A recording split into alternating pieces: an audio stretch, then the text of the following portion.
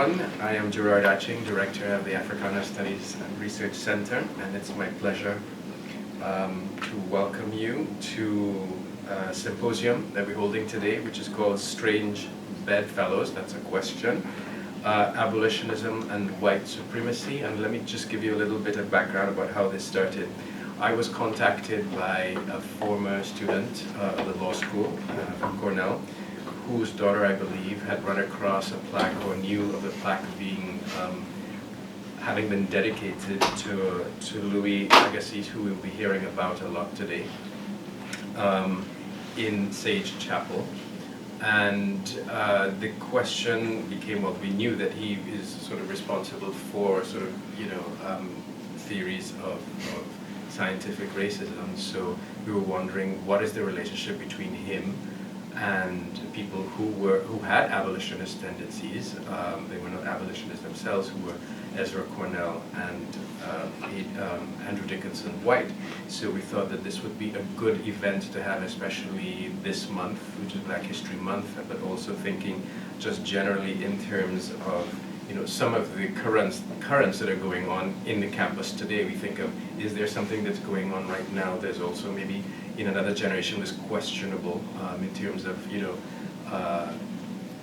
we don't know. So these are the kinds of things that we wonder about in the past as well. Now the coexistence of abolitionism, for example, and at the same time, a concern for or the presence of ideas that might be called white supremacist. So I just wanted to also give a little bit of a framework.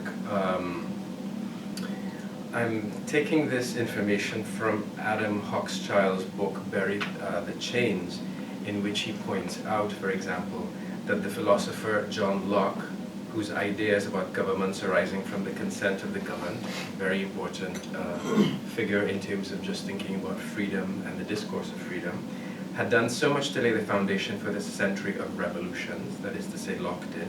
He invested $600 in the Royal African Company, whose brand, RAC, was seared onto the breasts of thousands of slaves. I'm still quoting here from Hochschild. In France, he gives another example. Voltaire mocked slaveholders in his novella Candide and other works, yet when a leading French slave ship owner offered to name a vessel after him, he accepted with pleasure. So these kinds of situations make you wonder exactly the degree of awareness that these important philosophers had in terms of, on the one hand, generating some important ideas that we consider classical, within the discourse, emancipatory discourses, and at the same time, consenting, to these other practices. Hochschild gives another example. He says, in terms of the Church of England, the Church of England had a missionary arm that was called the Society for the Propagation of the Gospel in Foreign Parts, in foreign parts. And their governing body included professors of divinity at Oxford and Cambridge, and also the head of the church, the Archbishop of Canterbury. But then the estate's brand itself, which was society, was also placed on the chests of slaves with a red-hot iron. So these are the kinds of situations that also having us wondering, the coexistence in the same places of abolitionism and ideas that are considered white supremacist. So, that's the framework in which I myself began to answer, well, what exactly went on there? And we are fortunate in having Professor Margaret Washington, who's a professor of history and American studies at Cornell, who had a freshman writing seminar in which some young and bright scholars decided to look at the specific problem of what is the relationship, what could have been the relationship between Ezra Cornell, Andrew Dickinson White, and Louis Agassiz. So I will hand over the podium right now to Professor Washington, and she can give us more details about the seminar itself and also about the students. So thank you very much.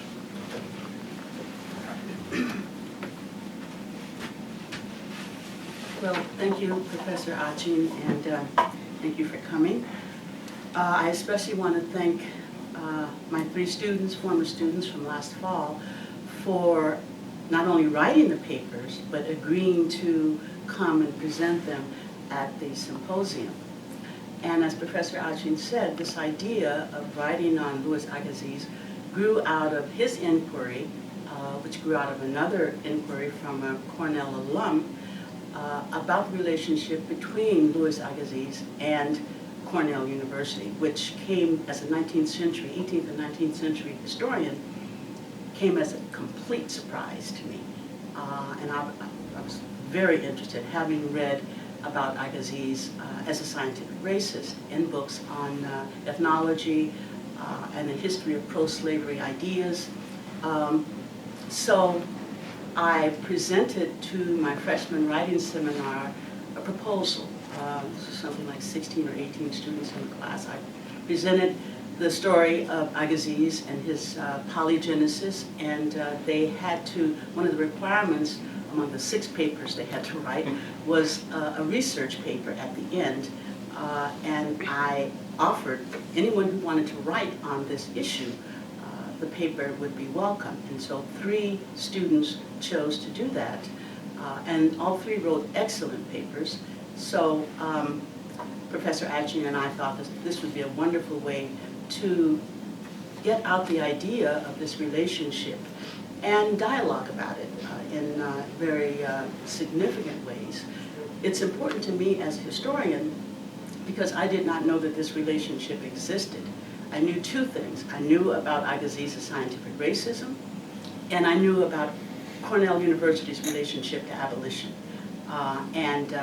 It seemed the whole idea just seemed the antithesis of logic to me.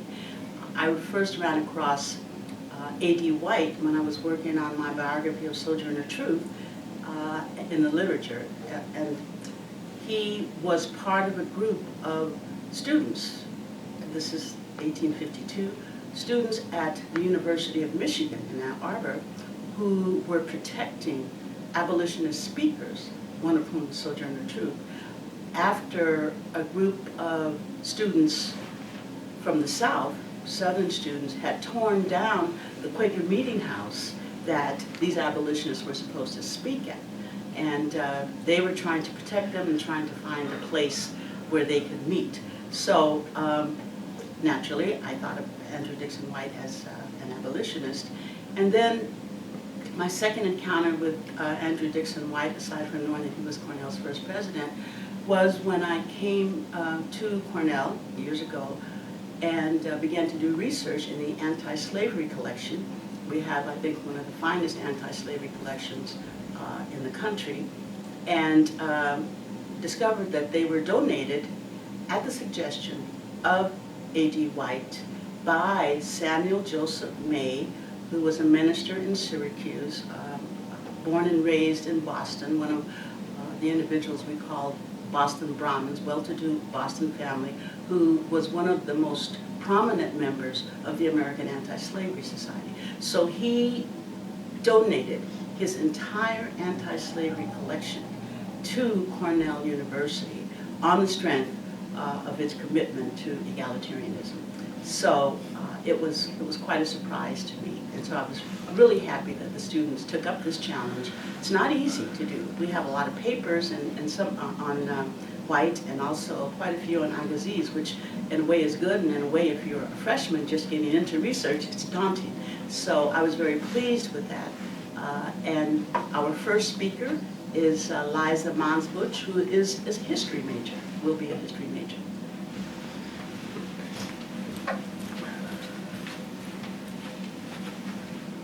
Hi, I'm Liza Mansbuch. I wrote a paper called Agassiz in America. Louis Agassiz was one of the leading naturalists of the mid-19th century, known best at the time for his groundbreaking work on fish fossils. However, in the modern day, he's principally remembered as a scientific racist, whose polygenic ideas were eventually bested by Darwin's theory of evolution. Agassiz was born and educated in Central Europe, and only moved to America after he established his career. Upon arriving in the New World, Agassiz began cultivating his doctrine of polygenesis, based on his immediate disgust with African Americans and his interactions with prominent scientist Samuel Morton. Agassiz's visit became permanent when he accepted professorship at the newly created Lawrence School of Science at Harvard University, an appointment from which he could continue both the research and spread of his ideas.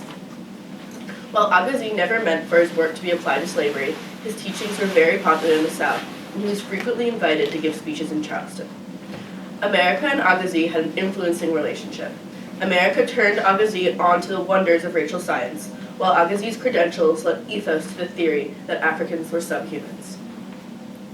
Jean-Louis Rodolphe Agassiz was born May 28, 1807, in the lakeside town of Moutier, Switzerland. His parents came from different worlds, each of which would influence Agassiz throughout his career. His father, Rudolph, was a sixth-generation minister who moved to Moutier to accept the position of assistant pastor in a local church. On the other hand, Agassiz's mother, Rose Mayer, was the daughter of a physician from a neighboring town whose siblings were all successful business people, and merchants. From his father, Agassiz received the religious grounding from which he would form the foundation of many of his scientific theories. From his mother, he received a distinctly middle-class drive for visible material success. Agassiz's schooling set him up to become an acclaimed naturalist. As a young boy, he showed an innate interest in nature. He collected specimens on breaks from Collège de Vienne, the primary school he attended. After basic schooling, Agassiz was expected to move into his uncle's house in Neuchâtel, where he would apprentice himself as a way to begin his career in business or ministry. But young Agassiz rebelled from the wishes of his parents and instead decided on a life in academia, where he could study the animals whose origin held so much fascination to him. Agassiz continued his liberal arts education at the College of Lorraine, where his interest in species and scientific classification grew. It was also during this time that Agassiz was first introduced to the ideas of George Cuvier, a famous scientist that he would eventually work under. Although Agassiz's family was somewhat well off, he knew his parents wouldn't pay tuition to earn a degree in something as impractical as naturalism, so he instead went to the University of Zurich to study medicine and practice naturalism as a hobby. Agassiz's dedication and brilliance was noted in Zurich, but eventually he felt that he'd grown out of the college and longed to go to Germany, which at the time had the greatest universities in the world. At 19, Agassiz arrived at the University of Heidelberg in Germany, where he developed the ideas that would eventually bring him world renown.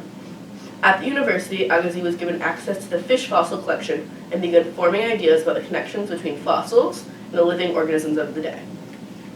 Agassiz finished his doctorate at the University of Munich, but not before publishing his first volume, Brazilian Fishes. The analysis of specimens was originally going to be done by a professor who had actually collected the species of the fish in the Amazon, but he died shortly after returning, and thus the task was given to the student, Agassiz. He published Brazilian Fishes 3 years ahead of schedule, and his work got him noticed by the great Cuvier, which was the first step in Agassiz's eventual relationship with the famous scientist. In Munich, Agassiz was exposed to the philosophies that would color the rest of his research. He attended lectures by Friedrich Wilhelm Joseph von Schelling, the creator of a school of thought called Nature Philosophie that blended romanticism and science. This way of thinking taught Agassiz that philosophy and religion could be practiced side by side with empirical investigation. Therefore, Agassiz could continue his careful inquiry of fish specimen, while at the same time professing that the fish had been placed on the earth by the intentional plan of God. This duality of thoughts would later translate into Agassiz's work on race, where he would use both numerical data and biblical interpretation to prove his theories. After finishing his education, Agassiz moved to Paris, where he became an acquaintance and disciple of Cuvier. During this time, Cuvier not only taught Agassiz the essential skills of a naturalist, like how to reconstruct an entire skeleton based on just a few fossils, but the master also passed down his beliefs that species were absolutely permanent and there was no evidence of animals having descended from lower animals. Agassiz had nothing but the utmost respect and deference for Cuvier. If Cuvier said that species were permanent, then Agassiz accepted that as truth. He would carry this belief with him as he traveled to America. Before Agassiz ever arrived on American shores, the United States had a long history of racial theory. The dominant viewpoint of the 18th century was that monogenesis, which stated all human beings were the same species because they are all descendants of Adam and Eve. Of course, this theory begs the question, how humans ended up looking so different in the modern day. The answer was provided in 1787 by Samuel Stanhope Smith's essay on the causes of the variety of the complexion, figure, in the human species, where Smith argued that the differences in climate and environment had created the array of physical characteristics displayed by different races. Smith also believed in the transformation of races. In other words, he thought if a white lived in Africa for long enough, he would eventually become black, and vice versa. The major flaw in this theory was that the supposed racial switch had never been observed. In 1830, Charles Caldwell's thoughts on the original unity of the human race offered a new theory. Caldwell believed that there wouldn't have been enough time in the biblical time frame, less than 4,000 years, for various races of humans to evolve, and therefore different races must be descended from different species. Although Caldwell tried to divorce his theory from any practical application, it was inevitable that Americans would use it as an explanation/excuse for slavery. Changing attitudes about the origin of race set the stage for polygenesis to become a dominant theory in the mid-19th century. George Morton, an accomplished Philadelphia naturalist and future friend of Agassiz, would soon become the principal propagator of polygenesis. Morton examined human skulls, working upon the theory that skull size correlates with intelligence. In his volume, Crania Americana, he argued that Caucasians had the largest skull capacity and were therefore the most intelligent. After Caucasians came Mongolians, the Malays, Native Americans, and finally, at the very bottom, Ethiopians. Morton didn't stop stating skull size calculations. He paired that information with broad generalizations about the personality characteristics of an entire race. Mongolians were ingenious, imitative, and highly susceptible of cultivation, while Ethiopians were joyous, flexible, and indolent. Following Americana, Morton published Crania Egyptica, where he examined ancient Egyptian skulls to conclude that they had been white, contrary to the argument of abolitionists that the blacks had existed even in antiquity in a subservient role. Morton's collection of skulls was one of the first places Agassiz visited upon coming to America, and Morton was soon able to convert Agassiz, who had never been interested in racial science, to a staunch advocate of polygenesis. Morton's job was made easier by Agassiz's initial abhorrence of blacks. Agassiz first encountered blacks on his tour in America while staying in a Philadelphia hotel with a black staff.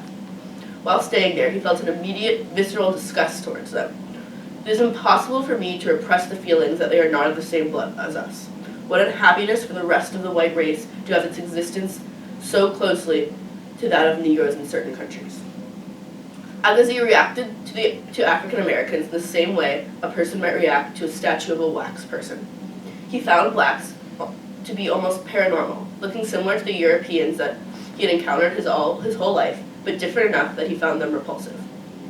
Considering Agassiz's gut instincts, it's easy to see how Morton, a respected scientist, was able to convert him to his theories. Agassiz was also vulnerable to Morton's ideas because they coincided with his own. His education in Europe had taught him that scientific inquiry and religious doctrine can coexist. Agassiz believed that every species was the result of a separate creation that existed in the modern day exactly as it had been created. Morton's view combined nicely with Agassiz's belief that Africans could not have shared ancestry with Caucasians. The idea that different races or different species fit into Agassiz's scientific, religious, and social doctrine.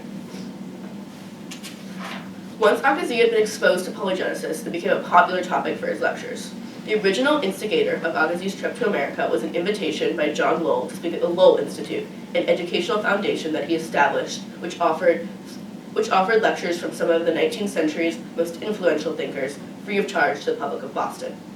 His first address at Lowell, titled A Plan of Creation in the Animal Kingdom, drew over 5,000 people, and Agassiz had to repeat it on subsequent days in order to fill demand. Unfortunately, the transcript of that speech has been lost to history, but one can infer its contents based on the text of a supposedly identical speech given in New York a year later. Agassiz stated that humans were a type of animal, but one that had been specifically endowed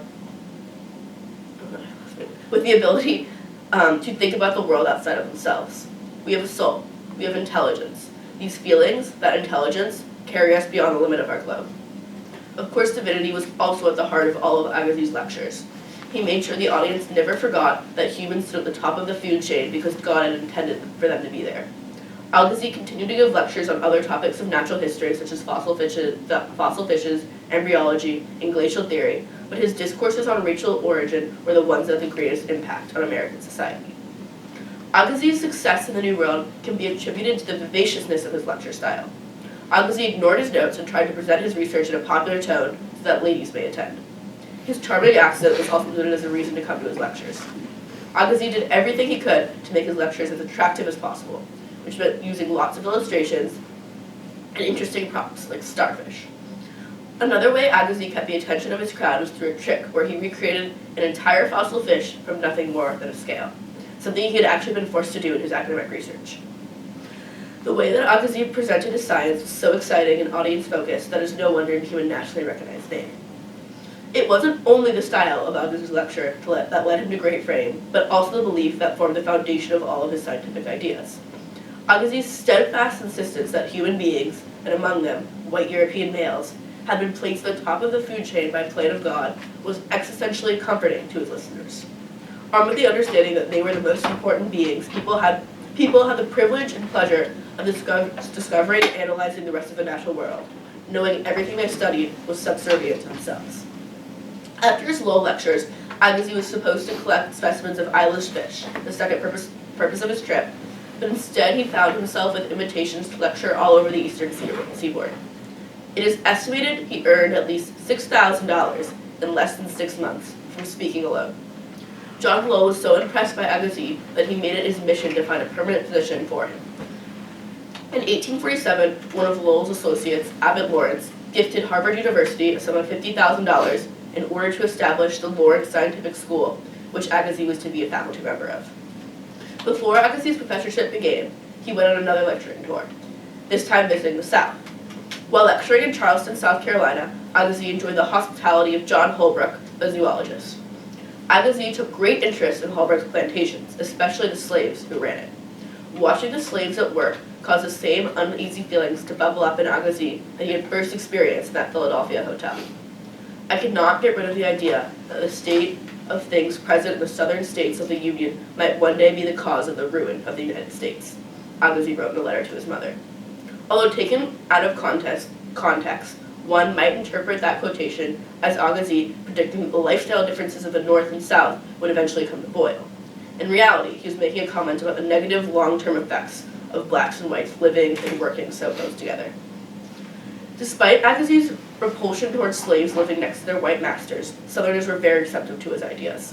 The Charleston audience was as excited to hear him as had been the inhabitants of the Northeast, giving him a gift in addition to his regular lecture fee. Charleston provided no dearth of intellectual activity either, as it was the occasional meeting spot for the American Association for the Advancement of Science. It was during this first Charleston lecture that Agassiz first publicly said that whites and blacks were different species. This fact sat well with the Southern audience, as popular sentiment was slowly moving away from the older, more biblical monogenesis view towards Agassiz's polygenesis, which so nicely complemented a government that denied blacks nearly all the rights it gave whites. In order to convince audience that the races were truly different species, Agassiz needed to find a way to work around classical biblical interpretation. The traditional view of mankind was that every human was a direct descendant of the original couple, Adam and Eve, and thus all humans were part of the same species.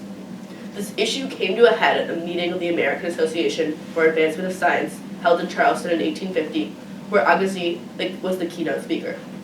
In that speech, Agassiz made it clear that different races did not originate from a common center nor a common pair. This caused such a ruckus in the scientific community that Agassiz was forced to find a way to meld his views with biblical history. In an essay published in the Christian Examiner in 1850 titled The Diversity of the Origin of the Human Races, Agassiz neatly gets around this issue by alleging that Genesis only describes the creation of the Caucasian race.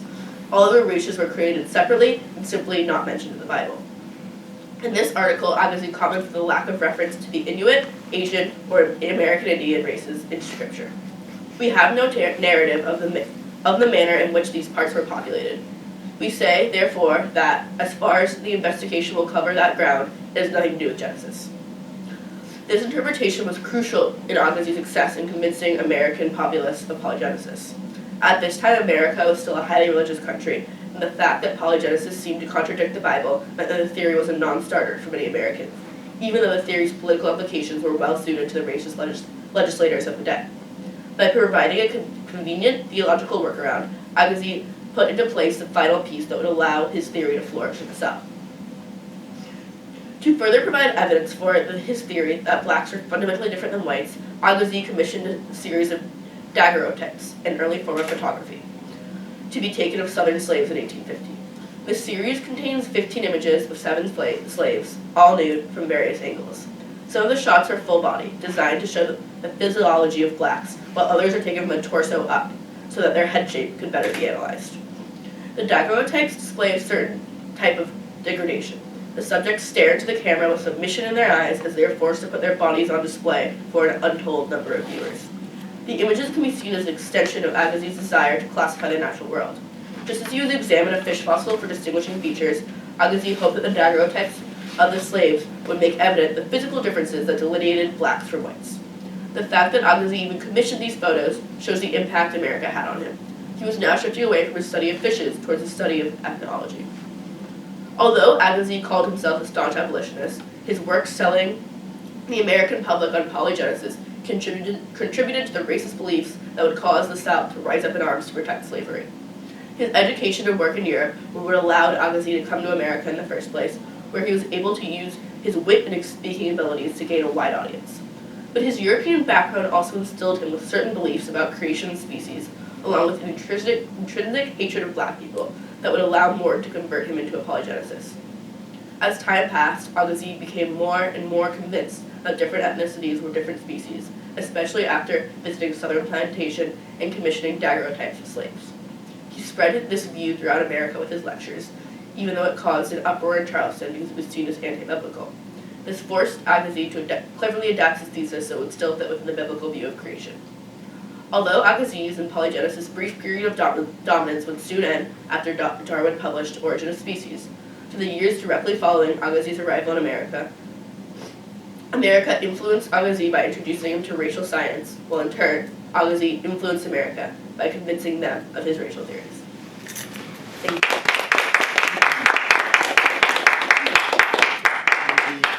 I think it's stay there because we have a few minutes in case anybody had any questions or wanted to ask you. Yeah. It's a lot of reading all at once. I have a comment, not a question. Yeah. So my familiarity with Agassiz is from my training in anthropology. Mm-hmm. And what I think is really interesting about him is, as an anthropologist, Lee Baker argues in a book From Savage to Negro, Agassiz was instrumental in legitimizing anthropology in the U.S. So not only was he the sort of popular speaker, as you mentioned, he was able to help legitimize a discipline, a nascent discipline. So his influence was really far-reaching. So it confirms the argument you're making in your paper. Yeah. He was considered a really respected scientist, which was also a reason that he was able to spread his theory so much. A further comment, I went to the Rare Book Room to look at proceedings for the dedication of the plaque. Mm-hmm. And the proceedings are very interesting because one thing is very clear, and that is that A.D. White and other members of the Board of Trustees saw his influence on teaching and learning at Cornell as crucial, but it's never really clear in what field his learning was crucial. What scientific field? They keep saying in the field of science, but you never really know what it is. Is it because he's a zoologist, he's a biologist, he's a physician, he's one of the founders of physical anthropology, because prior to that, except for the Morton book, people didn't use physical evidence to prove the origins of species in the United States. But one thing that's clear was that he had a profound effect at Cornell, but what that effect was is kind of unclear. It's also the case that Cornell was the first university to acknowledge his significance. That's something else that comes through in the proceedings. So I think it speaks to his influence, and at the same time the vagueness of how people saw him. He was a very charismatic speaker, as you know, I think very well point out, and people loved to hear him talk. He had a great accent. His the big, hulking, handsome guy, and they liked that. And he had a great sense of humor. So it's, in some ways, when looking at the proceedings, you get the impression that he was a great dinner guest more than anything else. But at the same time, they talk about his impact on the student body. So. I had a question. Where did you find the information about his performances? A lot of that I took from a biography of him that was published in 1960, Louis Agassiz, A Life in Science. And even that was more about like his career and less about his racial theories, but it did a really good description of what people thought of him when he first got to America.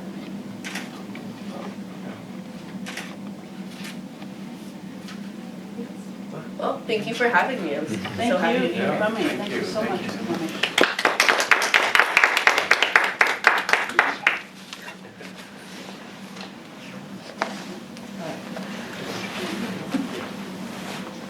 No, you go ahead.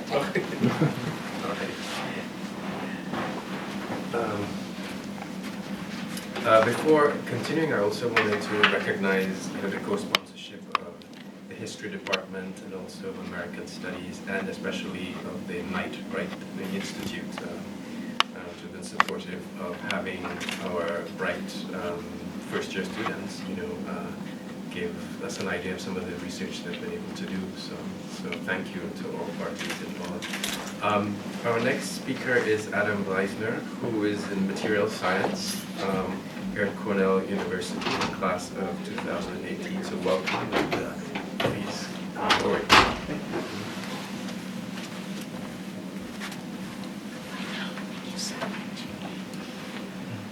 Hi everybody, so I'm Adam. My paper is called The Effect of Louis Agassiz, Scientific Racism in American Science during the mid-19th century.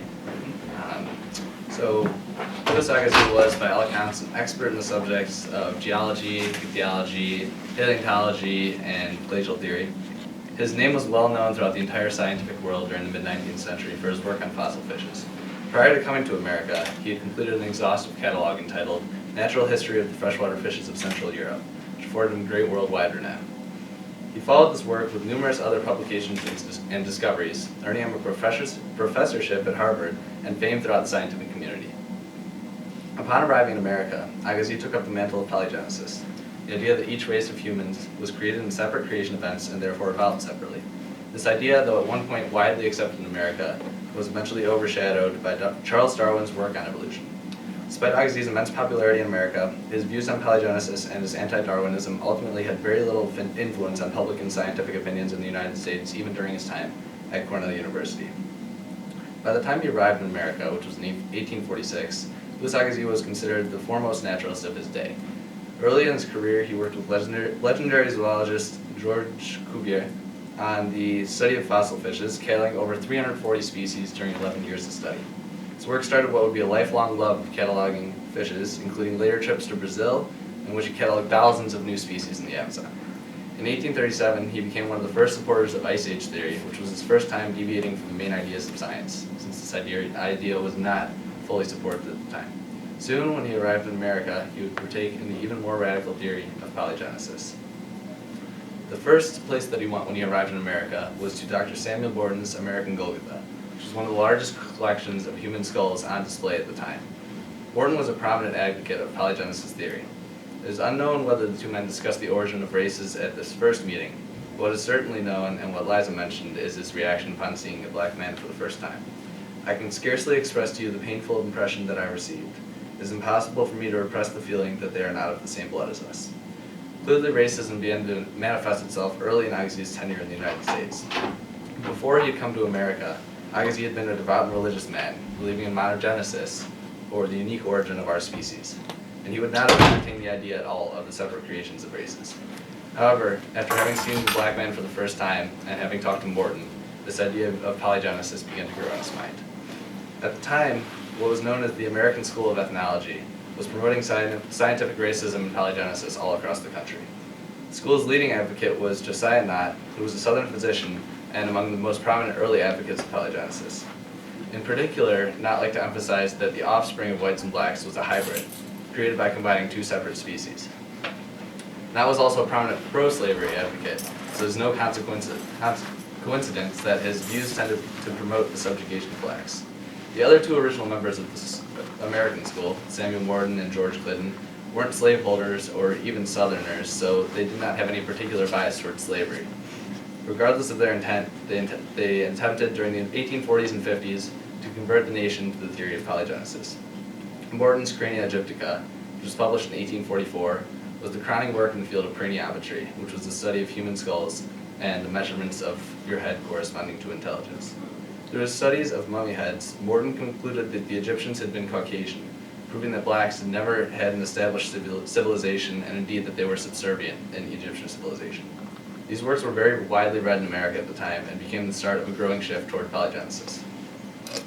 After he converted to the American school's views, Agassiz became one of the leading advocates for it. One of his first major publications on the subject was The Diversity of Origin of the Human Races, published in the Christian Examiner in 1850. In this piece, Agassiz took a distinctly religious perspective, discussing his views on Genesis and the creation story. He argued that the theory of independent origins does not conflict with Genesis, but rather that it only referred to the origin of the Caucasian race. He published this article in order to satisfy the clergy in Boston, who were outraged that he was defying the traditional Christian belief in monogenesis. But he was ultimately unsuccessful, causing him to lose a valuable support base of Christians to his American school. However, it did remain popular in general for a time. He concluded this article by claiming that while humans had a diversity of origin, every race belonged to the same species. At this point in his career, Agassiz's views differed from those of Nott, who thought that the races were separate species and therefore couldn't reproduce. The conflicting views in the American school would eventually become more consistent when they published their first influential work, Types of Mankind. The publishing of this book in 1854 brought the concept of polygenesis truly into the national spotlight. With Agassiz, who was one of the most famous scientists in America at the time, contributing to the work by Nott and Glidden, it was sure to be popular among the educated American public. In Agassiz's contribution at the beginning of the piece, he expanded his ideas of polygenesis by stating that the different races of men corresponded to different regions of the animal kingdom, being made by the Creator in order to suit their specific habitats. This work also represented a major shift in his thinking, because he did claim that the differences between distinct races are greater than those distinguishing species from one another. This is almost a perfectly opposite claim to what he stated in his 1850 article, making it evident that his racism was becoming steadily more radical. Meanwhile, the other authors attempted to use religion in order to prove the multiple origin of humanity. They dedicated part 2 of the book to a close reading of the 10th chapter of Genesis, going so far as to translate the original text into more modern terms. This was sure to anger more devout Christians who believed in a strict interpretation of the Bible. Despite that, the book gained nationwide attention, bringing supporters and critics alike into the spotlight. One of the main critics of the piece was John Bachman, who published a scathing review in 1855. Bachman gave a logical debunking of Agassiz's points in the book, numbering his facts. He claimed that Agassiz only made an assertion in saying that each race was a different species, and offered facts that proved this assertion wrong. He then attacked the book from a scientific standpoint, saying that Agassiz's comparisons of humans to other species are invalid simply because they are different species. His criticism was important because, until that point, not many people had stood in the way of the American school. Agassiz was already incredibly famous, and Nott and Glidden were certainly known throughout many scientific circles. 4 years after this critique, in 1859, J.L. Cobble published another unfavorable review of the polygenetic theory. He argued that Agassiz's notion that the distinct biological regions correspond to distinct races of man is an obvious fallacy. As a professor at the University of Virginia, Cobble was definitely part of the Southern culture. Lending his voice to the cause of monogenesis helped fuel this raging nationwide debate over the origin of the human species, and further undermined the theory of polygenesis. By this point, only Nott and Agassiz remained from the American school, but they were still fervently attempting to promote scientific racism. Agassiz's strong religious upbringing caused him to maintain a belief in the divine unity of mankind, despite his belief that mankind had consisted of separate species. Agassiz's father was a clergyman, so he was firmly of the opinion that God had created mankind from a single pair. He was later recognized as being among a group of scientists who steadfastly adhered to their faith in the biblical record, while simultaneously pursuing scientific advancement. Even after converting to polygenesis, which technically conflicts with the Bible, Agassiz retained a strong religious commitment. His article in the Christian Review on the diversity of origin of human races exemplifies this commitment, claiming that the unity of mankind is the reflection of that divine nature which pervades mankind's whole being. refuting the clergy who believed that he was going against scripture by taking up the mantle of polygenesis. He also claims that the book of Genesis only refers to the historic, which he considered white races. This explanation only serves to reinforce the notion that he believed the white race to be superior, because although Agassiz admits that a divine creator created everything on earth, he believes that whites were the only ones important enough to be written out in the Bible. Despite his insistence on these polygenetic ideas, he avoided the political implications of the origin of humanity, which is something that not frequently addressed. In this article, the same article in the Christian Review, Agassiz argued that the question of the origin of race is entirely separate from the question of slavery. It shows that Agassiz was first and foremost a scientist, making his racist ideas attempting to base them on science rather than politics. Conversely, Josiah Nott was much more political in his approach since he was a Southern slaveholder. Nott believed that every race was inferior to the Caucasian race, every other race. He doesn't outright claim that blacks should always be relegated to slavery, but he says that society needs to give due weight to the marked differences which exist between the races, essentially implying that blacks will always be inferior to whites and therefore should always remain in slavery. Though he attempted to maintain a scientific viewpoint, Nott's publications often just turned into rambling statements on white superiority, giving little scientific basis for the belief that Caucasians were above all other races. This kind of extremism in the American school helped bring about his downfall in the North as abolition became more popular and the concept of an inferior race was deemed ridiculous. However, due to Agassiz's adherence to abolitionism, he was able to maintain a bit of credibility for a time, and the concepts of polygenesis temporarily ruled American ethnology. This domination of polygenetic theory was swiftly overshadowed by the publication of Darwin's On the Origin of Species. Darwin proposed the theory of natural selection, saying that any living thing that varies in a manner profitable to itself will be able to survive longer and thus reproduce.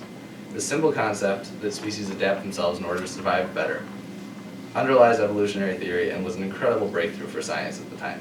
This book wasn't accepted everywhere, but it did make a big impression, which Darwin said infinitely exceeded his wildest hopes. Nor was this clearer than in the reaction of Asa Gray, who was a renowned American botanist and Agassiz's colleague at Harvard at the time. In a letter to fellow scientist J.D. Hooker, Gray expressed intense adoration for Darwin's work. He said, "On the Origin of Species was written in a masterful manner and crammed full of the most interesting material," according to Gray. Since Gray was a professor at America's top university at the time, his embracement of Darwin's work prompted a generally favorable review of the theory of evolution in America, which is interesting because it was not reviewed favorably in Europe. As more and more people began to convert to Darwinism, polygenesis began to fall out of favor. One notable exception was Agassiz. One of the main flaws of Darwin's work was that it was uncertain, having at its heart unprovable probabilism. Agassiz was a scientist at the core and rejected almost all uncertainty in the science. However, Asa Gray maintained that some amount of uncertainty was welcome in science, leading to an ongoing debate between these two great scientists on Darwin's work. Agassiz spoke out against Darwinism at the American Academy of Arts and Sciences, which was attended by most of the intellectual elite in America. Meanwhile, Gray, in a series of reviews of Darwin's work, often contrasted Darwin with Agassiz to the detriment of the latter. He refuted Agassiz's belief that intellectual similarity does not relate to physical similarity, which stems from his racist idea that whites have intellectual superiority over the other races. Gray also claimed that Agassiz growls over his manuscript of On the Origin of Species, much to his colleagues' delight. This clash between two of the greatest minds in America at the time eventually resulted in Agassiz's marginalization, due to his refusal to accept the increasingly popular theory of natural selection. However, despite being against Darwinism, his influence was still great enough to be contacted by a prominent figure in Civil War era America, who was Dr. Samuel G. Howe. Dr. Howe was a well-known educator in America and was appointed to the American Freedmen's Inquiry Commission in 1863 in order to decide how to handle the millions of newly freed slaves in the South. Since Agassiz was a renowned scientist in this field, Howe reached out to him for advice on the pressing question. In response, Agassiz recommended that the commission put every possible obstacle to the crossing of races. He still believed that mulattoes were half-breeds, and as such could not live normal lives or even function in the same plane as the rest of society. In another letter, he claimed that legal inequality is an inalienable right. Legal equality is an inalienable right, but social inequality is a natural impossibility, and therefore whites should be careful giving blacks rights. Agassiz's racism is very clear in his recommendations, because though he considered himself an abolitionist, he still refused to accept the equality of the races. However, the preliminary report of the commission shows that Howe chose to ignore these recommendations. Howe and his two fellow commissioners stated that Africans lack no essential aptitude for civilization, and according to the report, there is no reason to hold back any rights, social or legal, for the newly freed slaves. This represents Agassiz's lack of true influence in social matters. His scientific prowess was legendary, but his views on race were generally overlooked by the American public. Agassiz's great popularity allowed him to give lectures on scientific racism to large audiences. In a lecture entitled The Monkeys of South America, given in New York in 1867, Agassiz attempted to draw analogies between monkeys and humans. As per his usual argument, Agassiz claimed that the characteristics which distinguish different races of men are of the same nature as the characteristics which distinguish the different kinds of monkey. He also compared the races directly, noting features such as hair, teeth, and nostrils, in an effort to prove that the two races differ as much as two species of monkeys, and should be considered two separate species as well. It is interesting to note that while Agassiz always claimed to be affirming the separate origin of every race, he consistently mentions blacks and whites far more than any other race combined. His lectures appear to be aimed to promote his scientific racism rather than science for its own sake. The audience certainly enjoyed the lecture, offering Agassiz a hearty vote of thanks. However, although he was still recognized widely as a brilliant figure in the American public, his racist ideas were quickly being debunked in the progressiveness of post-Civil War America. In the midst of this national debate on race, in 1865, a new radical university was being created by Ezra Cornell and Andrew Dixon White in upstate New York. Cornell University, as it would come to be known, promised to be an educational institution different from any other. Cornell famously claimed that I would found an institution where any person can find instruction in any study. And these words ring true, as Cornell University admitted blacks and women before many of her contemporaries in the academic world. President A.D. White, in his inaugural address, claimed that we have no right to reject any man on account of race. In a later letter, he even went so far as to say that if every student at the university protested, if there were a black student with high enough test scores, he would be admitted. This was radical for a university being founded right after the Civil War, but it represented the spirit of Cornell University. The school is founded on the idea that any person could receive a quality education there, free from religious, racial, or gender bias, and that was the idea that White held to during his tenure as president. Cornell University's non-sectarian foundation allowed it to foster a culture of intellectual growth and academic freedom. Although A.D. White was a devout Christian, he and Cornell decided to create a university free from the worst foe of enlarged university education, that is sectarianism. Despite the fact that the school followed no specific set of Christianity, White still deemed it a Christian university. This fact was important to Agassiz, a strong Christian himself, who would become a visiting professor at the school and give an address at its inauguration. He didn't tend to support educational institutions who made their teachers bow to another authority before they would be allowed to teach the subject of their expertise. This openness and dedication to progress allowed White to attract great names to be lecturers at Cornell University, including Agassiz and Goldwin Smith. But no matter how educated the faculty was, the main job of making Cornell into an open, progressive university would ultimately be left to its students. Agassiz directly addressed them in his speech at the inauguration, calling on the students to help in emancipating other students at less progressive universities than Cornell. It was clear from the beginning that the students and their beliefs would ultimately control Cornell University's fate. During the first year of classes, Agassiz gave a series of 20 lectures on natural history. These were extremely well attended, with nearly all of the student body going to see Agassiz speak. The Cornell era of June 1907 featured statements from the students who attended Agassiz's lectures, praising the professor for his teaching. Words like intellectual giant and elevating and inspiring showed that the students had a profound effect from Agassiz's lectures. One important fact to note that is, according to the era, when asked whether he was sure whether mankind had come from one pair, he replied, "Ah, I wish I knew." This demonstrates that, despite Agassiz's belief in polygenesis, his lectures at Cornell were not about that. They focused on the natural history and the fossils that he was also an expert in. Indeed, Agassiz's main focus in Ithaca was probably on the glacial history of the area, because the unique geography of the Finger Lakes region contained another chapter in the book of glacial records that he had so long been reading. While in Ithaca, he focused almost exclusively on glacial and natural history, neglecting his views on polygenesis. Agassiz's effect on natural history at Cornell is immense, but not necessarily in the way he would have liked. The university dedicated a tablet to him in Sage Chapel, detailing his role in establishing the natural history department at Cornell. This proves that the university recognized his accomplishments in the field of natural science. Agassiz, along with Professor of Physiology and Zoology Burt Green Wilder, were the main forces in the natural history department when Cornell was founded. However, Professor Wilder taught at Cornell for his entire career, whereas Agassiz was only there for a year. Wilder's natural studies were generally consistent with the theories of Darwinism, and so Cornell University from the very start took Darwinism to its heart. But Agassiz still had a profound effect on the university in the form of a student who attended his lectures in 1868. This student was John Henry Comstock, who would go on to become an accomplished naturalist and a lifelong professor at Cornell. One of Comstock's essays shows that evidently that he, along with the rest of America at the time, was an avid believer in Darwinism. Thus, Agassiz's influence was felt mainly in the presence of Darwin's ideas on campus rather than their absence. Meanwhile, Agassiz's racism did not filter down into the education and culture of Cornell University. Even from the beginning, Cornell and White promised no significant barriers to the entrance of black students. The nation's first all-black fraternity, Alpha Phi Alpha, was established at Cornell in the early 20th century. One of the founders of the fraternity, Henry Arthur Callis, actually went on to become a professor at Howard University after graduating Cornell. Callis may not have had this opportunity were it not for White's and Cornell's decision to admit blacks before many other universities. Although students were sometimes somewhat racist, something was unfortunately very prevalent during this period, the students were not denied a chance to gain an education at Cornell. It's an important factor showing that despite Agassiz's strong influence on the opening of Cornell University, his beliefs on race did not stop the school from becoming one of the most liberal academic institutions of its day. Even before Agassiz spoke at Cornell, this theory of polygenesis was already on the decline in America. The American school lost a lot of scientific credibility with the death of Samuel Morton in 1851. At that point, Josiah Nott and George Glidden took on the helm of scientific racism, but were unable to inspire the same sort of following. The book, published as a sequel to Types of Mankind entitled Indigenous Races of the Earth, did not gain nearly the same following its predecessor had. Not even referred to it as overly confusing, suggesting that confidence within the American school was crumbling. Later that year, Glidden passed, and the American school officially consisted of just 2 members.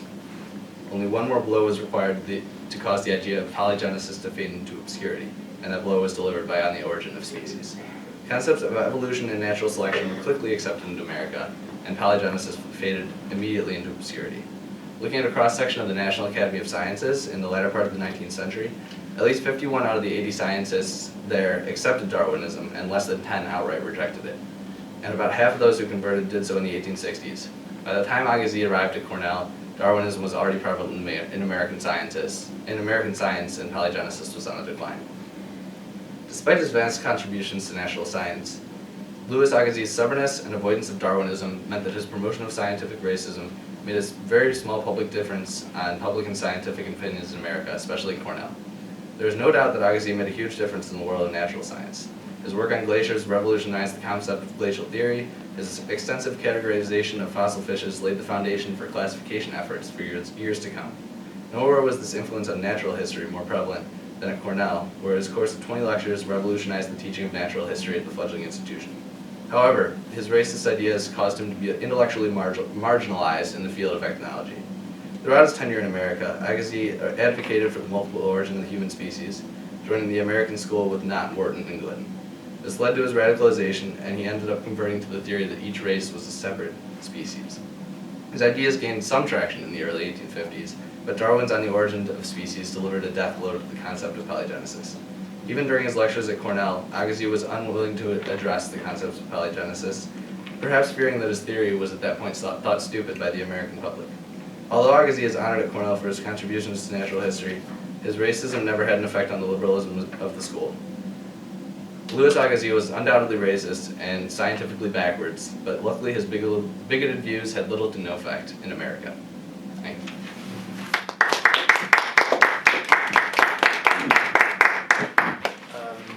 Yes, any questions for Adam? My apologies for coming late. I wish I'd heard the introduction and all that, but I congratulate you profoundly for going back into that history, ancient history, and bringing up things which are so salient. In fact, one thing you mentioned twice, which clearly I know but intrigues, I tell my students this, that not all abolitionists were free of racism. And you mentioned it twice quite accurately. Some of them were very racist, although they did not believe in slavery, but they still believe in racism, and that came through very clearly. The other thing I want to ask you, you mentioned that Darwinism became more acceptable, but Margaret can correct me, I vote her correction, but especially after the Civil War and the slavery, the notion of social Darwinism took off, and Darwin's ideas were distorted in the interest of racism. So you didn't touch on that, the fact that Darwinism was more accepted. although you're probably not going to that later period, is to remember too that it was later twisted and used in the interests of Jim Crow and so forth. The third thing I wonder, you give a good read for Cornell, the founding statements and so forth. I'm not knocking that. But would you agree that there should be somewhat more research beyond people like Agassiz, whatever his name was, to see if there are other evidences of equality or non-equality at Cornell? My understanding was, for example, I may be wrong, that some black students couldn't live on campus. That type of thing. So we don't know to what extent, in a later period, Cornell too partly assimilated the vibes of racism, although not to the same extent as, say, Princeton, which accepted no blacks at all. Woodrow Wilson of all people, not of all people, I mean, he was outright racist, you know that, so forth. But those are just my comments in passing. Yeah, I think that is true that Cornell, you know, it was fairly liberal for the time, but I think for the time, I agree, I understand that, but there could be, okay. Yes, absolutely. Mm-hmm. Yeah, and as the idea of social Darwinism, I'm actually in a social psychology class, so we actually just talked about that type of thing. I think it's unfortunately something that's still very prevalent, which is kind of a problem of people taking these views of natural selection, And twisting it. which is really just applied in the animal kingdom, and Precisely. twisting it into social and all that stuff. So yeah, absolutely. I think that's something that's still just disturbingly prevalent. Okay. So in addition to greater acceptance of Darwinism on the one hand, there was a further twisting and misreading and misapplication of it on the other. Yes, actually. Okay. Yeah. And I think in the more scientific community, a lot of it was, you know, not so much twisting as much as it was in like the public and just in general. So mine was kind of like his effect on the scientific community was that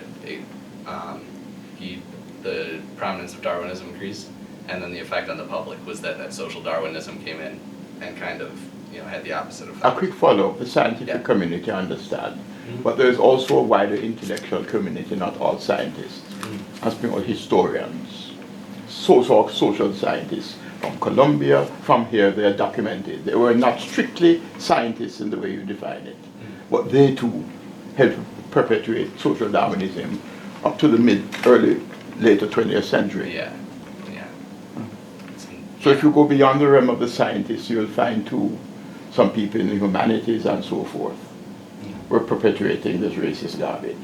Yes. Yeah, unfortunately. It's more like the biologists accepted it, but a lot of other people. Yes, exactly. Absolutely. And a lot of prominent figures too with the social Darwinism. Are you a freshman? I'm Yes. fresh. Yeah, What? all the presenters are. All of them? Yes. Who recruited you to this type of research, or how did you get into it? I was in Professor Washington's. So it came out of that class? Yes, Yes. absolutely. Okay, Yes. okay. So you had professorial. Yes, absolutely. He did the research. I had nothing Yeah, they to do do with the that. He research. did that himself. Yeah, exactly. May I share a personal story I like personal? The first time I taught at Cornell in the early 70s, I was teaching a course, a seminar, and I just mentioned routinely how Woodrow Wilson was an outright racist. And this young student who happened to be white got up and said, "Professor, I am very upset that you bring your personal prejudices and attitudes to the class. You're supposed to be objective. We know that Wilson was a progressive and whatnot, and he castigated me fully before." So I said, Dad, he had a research paper. So I said, "I'm going to invite you to do a research paper on Woodrow Wilson, and if you prove me wrong, I will apologize publicly to the class." I remember the end of the semester, I won't forget. "Professor, first of all, sir, let me apologize, sir, to you." And he wouldn't stop talking. He cussed out Wilson, he found out more than I knew. I said, "Calm down now." He said, "And this education system is so corrupt." But you were too quicker to find out. Okay. Sorry, okay. Margaret, you were? Adam, I have a question. What you were in your paper, and I think I put that on a comment. What is the 10th chapter of Genesis? What's in it? I honestly can't remember. And you didn't check your Bible at home? I was Okay. grading 18 papers. Yeah. I'm just curious because that was the foundation, a lot of it was the foundation on which he's trying to justify. Agassiz is trying to justify his perspective that biblically the creation is referring only to the evolution of white people. and he pointed specifically at, according to your paper, the 10th chapter of Genesis. Does anybody know? I mean, I don't know what's so significant about that particular chapter of Genesis that gave him the idea that that could be a foundation to prove his own perspective on Genesis as simply referring to the creation of lights. So Do you remember? I'm not entirely sure, but I believe that the 10th chapter of Genesis is like the spreading of humanity almost. So like the different, I don't know if they're like tribes or different. Okay. And I believe that what they did is they said, oh, this tribe corresponds to what this race is, and this tribe corresponds to what this race is, and we're kind of doing that, which is kind of why it angered the other like religious people of the day, because they were trying to translate the Bible essentially into modern terms. And that was kind of, they were trying to say like, yeah, these races had originated before, and the people from Adam and Eve were going and like seeing them. Yeah. And so, But what seemed to be a smart move on his part is the fact that the evidence for him of polygenesis would be looking at the American native peoples as having not been in the scriptures, Yeah. right? And so it's through the American experience he's saying, well, look, we have proof of the fact that they weren't accounted for in the scriptures. So Yeah. something is wrong with the way we're telling. I guess that is the strategy he used. But it's interesting that that's part of his American experience, to be able to justify, the diverse origins of human species, which was important. Yeah. It was the key part It's of his also argument. interesting because there's the same people that he's, his bedfellows Yeah. in the South, when he's the one who calls that 1850 convention, where he gives this lecture, his coming out lecture on polygenesis, that a lot of the people who are his big supporters and Southerners, they espouse this idea biblically that the curse of Ham That is, yes, that's a explains biblical, yeah, a strong the biblical one. evolution of dark people. Mhm. I was just wondering, I can't remember where in Genesis it is. I was just wondering if that's the 10th Or is it chapter. even in Genesis? I don't know what I it's, don't somewhere in the know. Old Testament. That's right, yeah. Maybe That's in for sure. Numbers, yeah. But it's the idea that this is the son of Noah who looked on his father's nakedness Mhm. and was cursed as a result of it. And now, as far as I remember, there's nothing in that scripture that says he's going to be dark-skinned, but he is going to be banished. Yes, but And they twisted it. Exactly. And I think it's a later chapter than Genesis. Is That's it? my Yeah, early yeah. memory. I can't remember. I just wondered if it was the 10th chapter. Because he had to find some way, given the fact that he himself was a Christian and the son of a minister, and given the fixation that Southerners had with Christianity, as well as the entire North, but especially the Southerners, to the point where they're going to even explain slavery on that basis. He had to find a way to make this palatable to them that conformed to Christianity. And that's why, his whole biblical take is important in terms of proving, in his mind, polygenesis. He's got to do it within a spiritual, a religious context in order to get it accepted. And it was widely accepted in the South because, it fit their pro-slavery perspective. I don't know. I'm just Again, just to follow up, the curse of Ham thing, I know frequently was used. Mhm. And that's not before Genesis. Genesis, of course, was the first chapter, but I think probably in a slightly later stage. Yeah. And it was a major rationalization that they were bastardized being sons of Ham and whatever the other people were sons of whatever. Yeah, well, isn't the flood, isn't that in Genesis? No, I don't think. I'm not sure. I don't- But I so can't it's somewhere remember. earlier. I got my But Sunday it's, school I'm not days. sure. But it could be. It's just like a. But Genesis, yeah. it was really important to him to make this conform to Scripture, given his own background, and given the fact that this was important for Southerners as well. This had to be biblical, and I think that was one of the attractions that they had for his perspective, was that he was doing this within a context of Scripture. And it's as well as interesting. pseudoscience. Yeah, because if you look at like his lectures on natural history and the fossils and all that versus his lectures on this stuff, it's in the natural history ones he's very scientific and fact-based, and when he's lecturing on polygenesis he just seems like he's pulling at stuff and just trying to find evidence somewhere. So it's really more like he's trying to tailor his theories. He's not actually scientifically creating anything, he's just trying to make these theories in his own mind. Yeah. And I thought a good image of that from the previous presentation also was reconstructing a fish fossil from one bone while trying to deconstruct very creatively racial theories. So you have these sort of this coexistence, which you mentioned very eloquently in your presentation, right? Of like the naturalist side versus the racist side, and how he ties to, religion kind of mediates those two things in creative ways. Yeah. There's also a common trait of the polygenicists, the eugenicists, the social Darwinists, that they would change their theories when they were called into question. Oh, well, we said that, blacks evolved so that an adult black person is like a child, and we actually meant just the opposite. There was a constant shifting. The criminologists did this as well, right? They constantly changed their theories to try to make sense. It's sort of like evolving when it's convenient to evolve, right? Embracing evolution when it's convenient because And adding on layers too. Yes. And at a certain stage it goes from one to the other. Some of it is so laughable if you look at it, but it really wasn't. There's a new biography, it's 2 years old, on Agassiz that I was looking at the other day. And although this biographer is more concerned with his position in the scientific world and his relationship with Darwin and his relationship with Isaac Gray, and pointing out that he never really was a real scientist in terms of whether it's polygenesis or monogenesis, in terms of his perspective on natural selection. And what's interesting about this biography is that he doesn't even broach the issue of the race problem with Agassiz. Really?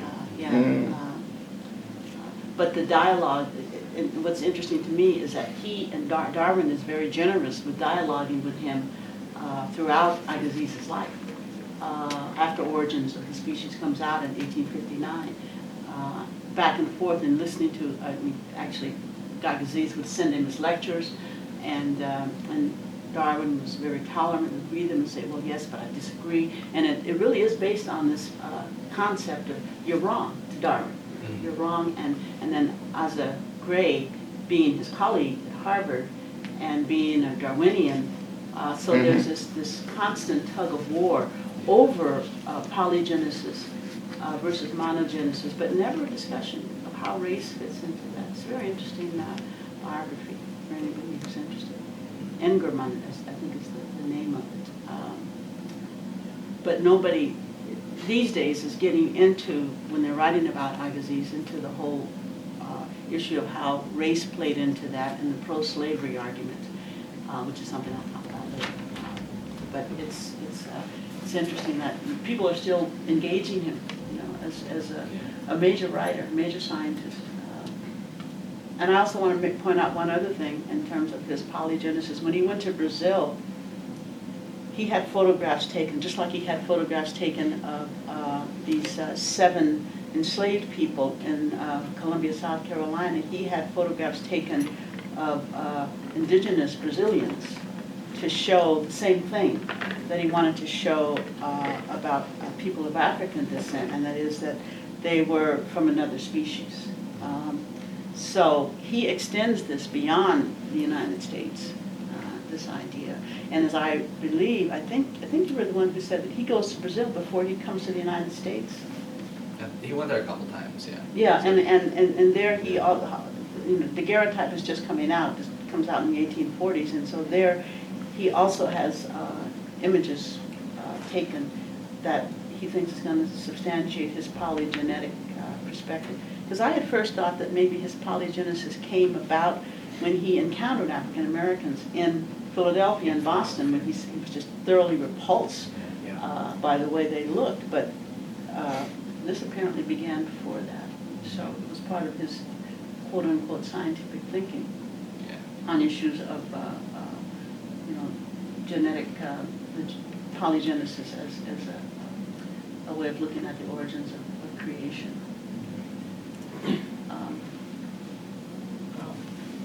Thank you very much. Thank you so much. What we'll do is take a break because Yeah. our other speaker is not here yet. Thanks so much for coming. Yeah, Misha Alavi, who will now give us her research on the topic of Agassiz. Welcome.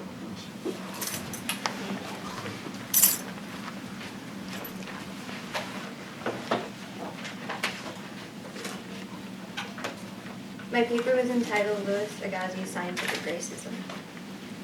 Louis Agassiz, an eminent Swiss biologist, glaciologist, and paleontologist, used his public stature and great influence in the 19th century scientific community to espouse scientific racism, promote himself, and endorse his theory of polygenism and separate creations.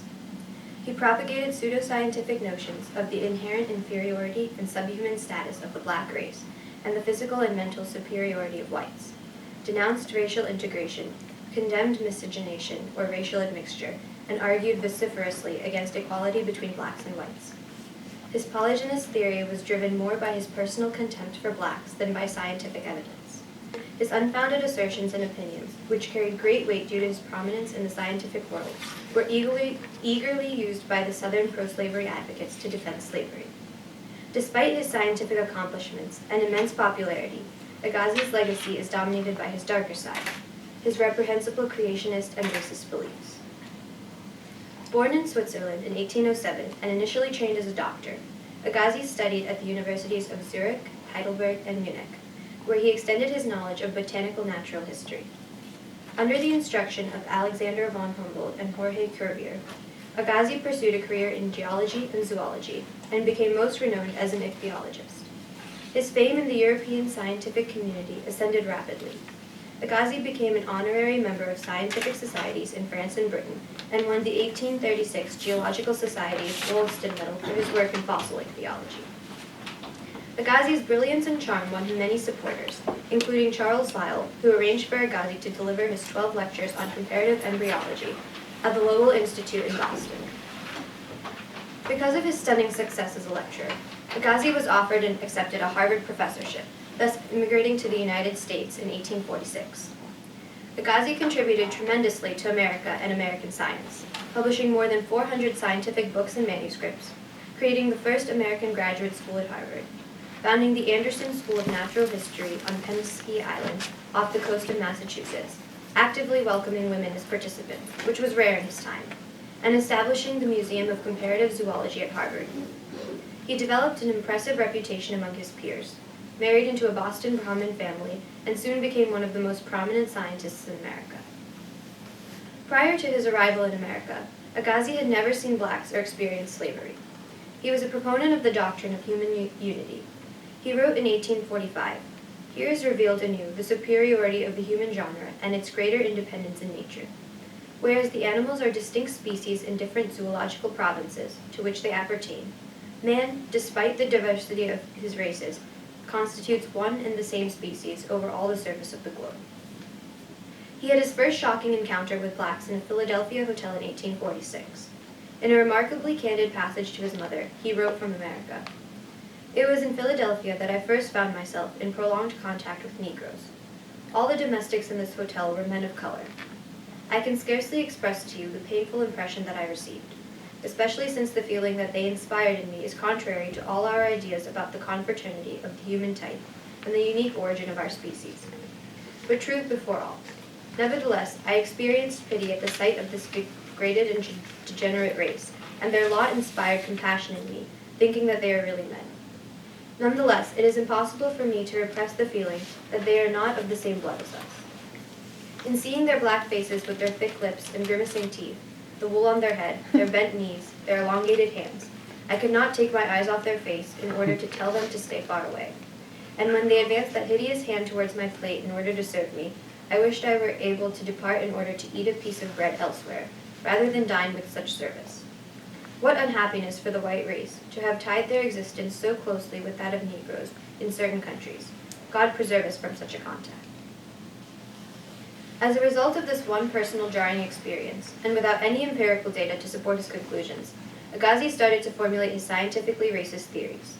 He began to change his original opinion about the unity of human races, and ultimately converted from monogenism to polygenism, the theory that human races are descendants of different atoms, and therefore separate biological species, and that the African American is biologically inferior and different from the white European. Agassiz never generated any scientific data for polygyny. His support for the theory did not rest on any biological knowledge, but was predominantly based on his immediate primitive judgment. He gradually became one of the leading scientific racists of the 19th century. Agassiz's new convictions were inadvertently supported by Dr. Samuel G. Morton's work in phrenology, a detailed study of the shape and size of the cranium as a supposed indication of character and mental ability. Morton's measuring system, in which measurements of interior cranial capacity, and therefore intelligence, were used to rank different races, with Caucasians having the greatest capacity and Negroes the least, was completely unsound. Morton possessed only the skulls and information that donors chose to send with them, so he had no way of validating his racial classifications. He even failed to factor gender and body size into his calculations. Thus, Agassiz's only experimental data so far to defend polygenism was based on erroneously gathered and unreliable measurements. Although Agassiz believed that all men were distinct, he thought men of all races were brothers and possessed all the attributes of humanity. In the diversity of origin of human races, he claimed that he had been misinterpreted. Although men did not originate from one common source, they could be considered as all belonging to one species. The unity of species does not involve a unity of origin, and a diversity of origin does not involve a plurality of species. This declaration increased his popularity among his audiences. Agassiz's words carried great weight, not only with those who already believed that blacks were of a different origin, but also with the skeptics who were not fully convinced. In the winter of 1847, Agassiz visited Charleston, South Carolina. He was extended a warm welcome by his Southern friends, partially because of his thoughts on race. At a meeting of the Literary and Philosophical Society of Charleston, known locally as the Conversation Club, he discussed race with the members present. Most of the members agreed with Agassiz's racial theory of polygenism, mainly because it provided justification for slavery, which all of the members of the club directly or indirectly profited from. At the 1850 American Association for the Advancement of Science, AAAS, meeting in Charleston, Agassiz presented his partially developed opinion to a scientific assembly. Viewed zoologically, the several races of men were well marked and distinct. That the principal races of men in their natural distribution cover the same extent of ground as these zoological provinces, and that this fact, as well as others might be mentioned, tends to prove that the differences we notice at present between the races were also primitive, and that these races did not originate from a common center, nor from a single pair.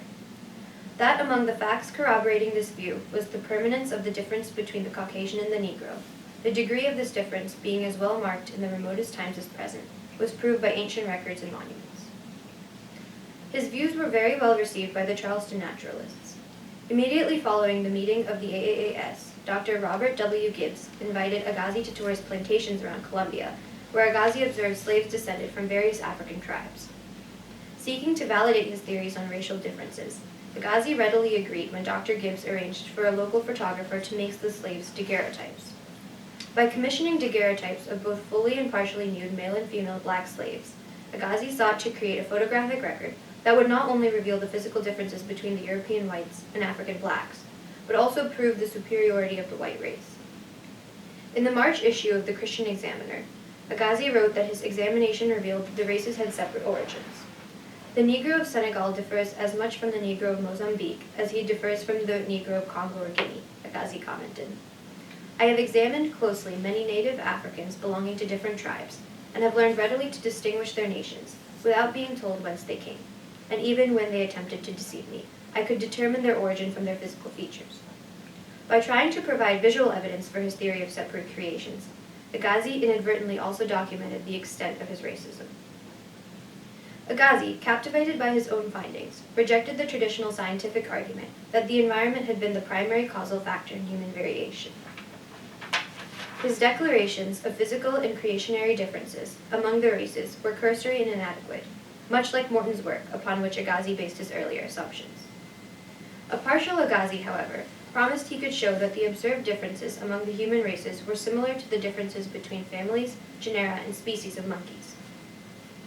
Agassiz identified 3 distinct species of monkeys, arguing that if such similar anthropoids were nevertheless different species, the same was true of the different races of man.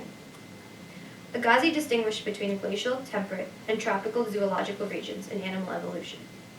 He argued that those geographical divisions also indicated human racial diversity. Agassiz expanded upon his theory in A Journey in Brazil, explaining the relationship between the distribution of animals and the atmospheric and hydrostatic pressures in their environments. This confirmed that materials were strategically placed at the will of a creator. The monkeys of tropical America are completely different from the monkeys of Africa or Asia, said Agassiz. Some, like the maki of Madagascar, are even limited to just one narrowly circumscribed area. Agassiz even tried to dispel the idea of monogenesis. He argued that in the temperate zone, differences between species are less pronounced. This pseudo-uniformity must have given rise to the notion of common origin. Agassiz, however, failed to admit that his knowledge of primates and all mammalia was limited, as his research was primarily based on plants and fish. Agassiz wasn't beyond using religion to promote his ideas on polygenesis, and when it suited his purpose, he would try to back it up with pseudoscientific methods. Agassiz turned to religion to advance his polygenistic views, by arguing that an omnipotent God could cause more than one creation. He reasoned that God created animals in successive acts and in their own natural provinces, because separate creations fit his evidence, rather than the story of Adam and Eve. In Contemplations of God and the Cosmos, Agassiz further developed his theological support for polygenism. If the creation of the world was the divine thought made manifest, then tracing the origins of plants, animals, or the human races to a single pair would be equivalent to insulting God. In an essay he wrote for Types of Mankind, a volume co-written by Josiah Nott and George Glidden, he argued that since animals were carefully placed in their provinces by the direct agency of a creator, humans must have been appropriately positioned as well. And if different animals in each of these zoological provinces had unique origins, the same must hold for humans. Agassiz aimed to maintain the superiority of the white race and render persuasive its separate creation. Untraveled whites, as Agassiz had been before his journey to America, tended to regard themselves as the norm and were thus blind to the existence of other abnormal races. This made it easy for them to assume that all humans descended from a single pair of ancestors, or the idea of monogenism. Once they left their own zone, however, they would realize that humans of different races inhabited different provinces, in the same way that animals of varying species occupied different zoological zones. Using this method, Agassiz established 8 natural provinces, or zoological zones, to which humans or animals belonged. His zones, however, were based upon inadequate data and arbitrarily selected species. He had drawn the boundaries to satisfy his conceptions of racial variation instead of reliable species distribution records. Agassiz once again tailored his findings to match his polygenistic views, ignoring and abusing the principles of science. Agassiz's racist views were apparent when he used a provocative human-animal analogy to show that some humans are less animal than others, and humans of different races belong to different species. Agassiz was an authority in European science, so for him to immigrate to the United States was a boost to the nation's international scientific respectability. The 1846 America that Agassiz arrived in was undergoing a cultural change, where the men of affairs and the public in general were coming to appreciate the importance of science, and where people avidly looked to men of science to mediate race policy.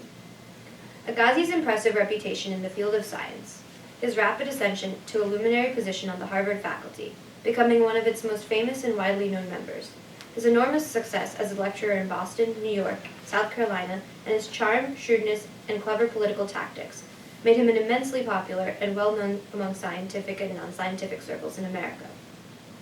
His public stature assured him a very eager and receptive audience, and his scientific assertions made a deep impression on those who shared his views, as well as those who did not.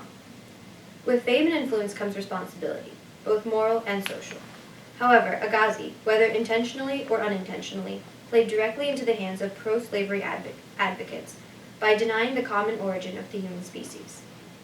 He irresponsibly used his popularity by attempting to pass off his visceral revulsion to blacks as the scientific truth, continuing to develop and propagate unsubstantiated polygynist views of human races, proclaiming the racial inferiority of blacks based on opinion rather than research, and condemning miscegenation and the equality of blacks and whites.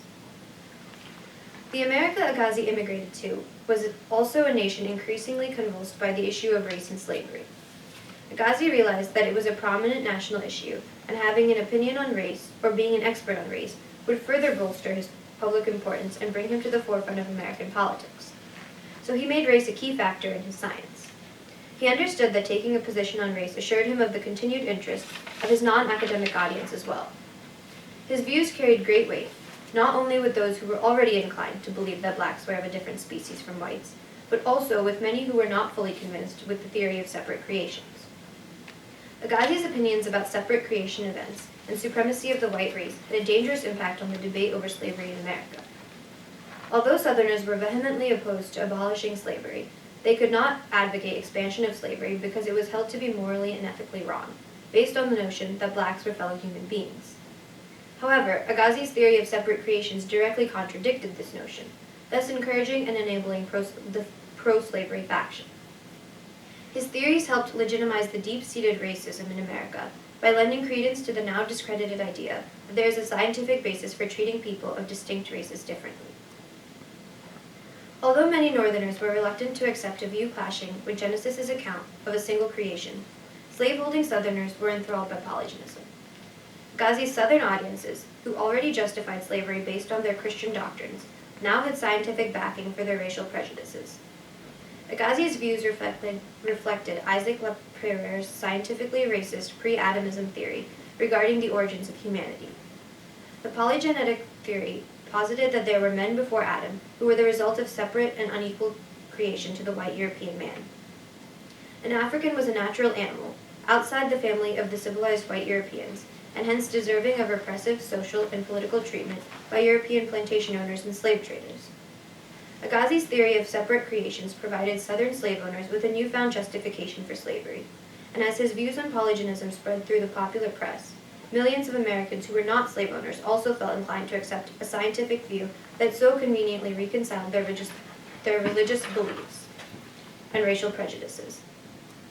Dr. Josiah Nott of Mobile, Alabama, a presenter at the 1850 AAAS meeting and holder of polygynist views on the demonstrable inferiority of Negroes, was thrilled to have this European-trained Harvard professor on their side, and said, "With Agassiz in the war, the battle is ours." Agassiz's theories did not just support Southern slavery, they supported colonization as well. Agassiz had written that the black race that was separately created in Africa by God. It was designed for a tropical environment that was only approximated in a few southern states. According to the natural laws, the black race was doomed to ultimate extinction if found anywhere other than its rightful geographical zone. Science confirmed that the different races could not live together. One must be removed and relocated by the other. Agassiz's theory of polygenism emboldened the colonialists, endorsing their belief that the inherent superiority of the white race gave credence to Kipling's white man's burden, the obligation and duty of whites to rule over other, presumably inferior races. Yet, according to Agassiz, the slaveholders were wrong. Despite their repulsive skin color, blacks had a natural right to enjoy their freedom like all other human races. By holding on to them as property, slaveholders were treating them unfairly. Even the abolitionists, argued Agassiz, were cheating blacks of their rights. Although the men preached equal rights for races, they would never personally marry a black woman. Neither group would return the blacks to Africa where they would thrive in their own natural province, nor would they allow them to create a life for themselves in America. Agassiz's anti-slavery stance, along with his public stature, made him an ideal choice for the role of expert advisor to Samuel Ridley Howe's American Freedmen's Inquiry Commission. The commission, formed to inquire into the condition of newly emancipated colored people, helped place them in a condition of self-support and self-defense. In his response to Howe, Agassiz expressed concern about half-breeds, who to him were a sin against nature. He concluded that a species moving outside the zone for which it was created, and that it was created for, might not prosper. If it tried to breed with another species that, however similar, had been created separately in a different zone, the offspring might be weakened, or even infertile. Their mixed ancestry threatened his neatly drawn geographical boundaries and jeopardized his taxonomic system, which depended on distinct species staying in their divinely assigned places. He even went as far as to opine that the Civil War was fostered less by Northern horror over slavery than by its Southern product, the offspring of confused southern gentlemen, the half-breeds, feeble beings who move among us as Negroes, which they are not. The concept of miscegenation and the prospect of complete social equality between blacks and whites worried Agassiz. He firmly believed that if blacks and whites from different social positions were to begin freely marrying each other, it would disrupt the American society. Agassiz believed that mulattoism was evil and had to be eradicated, based on an illogical and unproven assumption that mulattoes were feeble and infertile. He thought it would be unjust and unsafe to grant all social privileges, political freedom, equal rights, and open competition, to blacks that the white had, and blacks may use some of those privileges to their own and the whites' detriment. Agassiz would have been happy to see slavery abolished, so long as there existed spatial separation between the races. Ending slavery would benefit whites, and physical separation of the races would conveniently avoid miscegenation. Agassiz formed a profoundly radical opinion of the black race, based on an encounter with a slave in his Philadelphia hotel, and failing to keep scientific objectivity above any personal interest, misused science as a means to justify the separate origin and distinctly specific nature of blacks. He used his public stature as a scientist to propagate and prove his racist theories, abusing scientific principles and publishing several questionable data. His publicly expressed views about the inherent inferiority of blacks and supremacy of whites did a lot of damage to the issue of slavery in America. Because of his iconic status and unparalleled influence in the scientific circles, his rejection of the unity argument, his idea of zoological provinces, and his polygynous theory of separate creations, he helped sustain Southern slaveholders' defenses for the institution of slavery. Although in his time Agassiz was one of the world's most prolific and honored scientists, and a celebrity in America, today he is known more for his abhorrent racial views than his scientific achievements. He has left a mixed legacy: powerful institution builder, prolific teacher, and brilliant scientist, who justified racism and pseudoscience, a world-renowned and celebrated man whose name graces street signs, schools, and even a mountain range in Switzerland, but whose reputation was tarnished by an 8th grader in Cambridge, Massachusetts, who attended the Agassiz school there, discovered Agassiz's deplorable racial views, and suggested that the school change its name, which it did. Recently, Harvard University grappled with the legacy of Louis Agassiz when it refused a Swiss activist group, hoping to exhibit the racially degrading photographs of slaves commissioned by Agassiz to prove their supposed biological deficiencies. A Cornell University alum questioned Agassiz's paradoxical relationship to Ezra Cornell and his status of guest lecturer at the historically race-blind institution.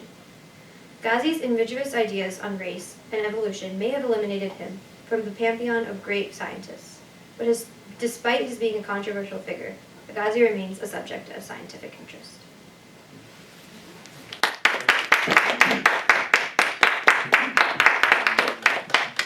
Any questions from? One thing I like, of course, is that you brought in that it was not only the polygenists were supporting the enslavement of blacks, but the colonization of blacks too. That's a very critical linkage. So it became global in its repercussions.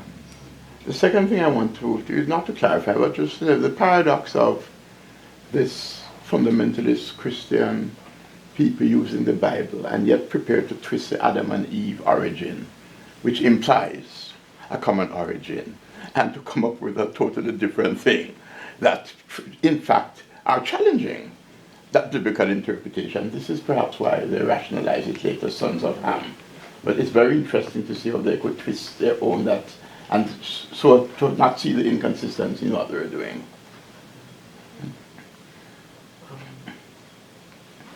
Your paper, like a paper before, I don't know if it was Adam's, but as well, that, you know, in reference to the first encounter in the Philadelphia hotel, it's described as painful. Mm-hmm.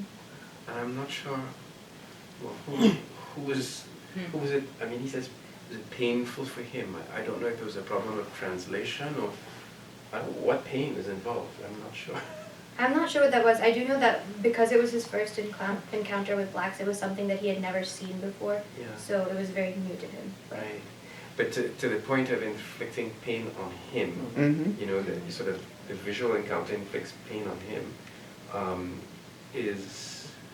suggests an empathy of some kind, or it could be just like an extreme form of horror, right? Right. So it's a strange, Or it could it's be a too, strange adjective. it to could be use. too that it perhaps made him instantly realize he was pain, that he may have to rethink his earlier beliefs about the common ancestry, because this Yeah. punctured Mhm.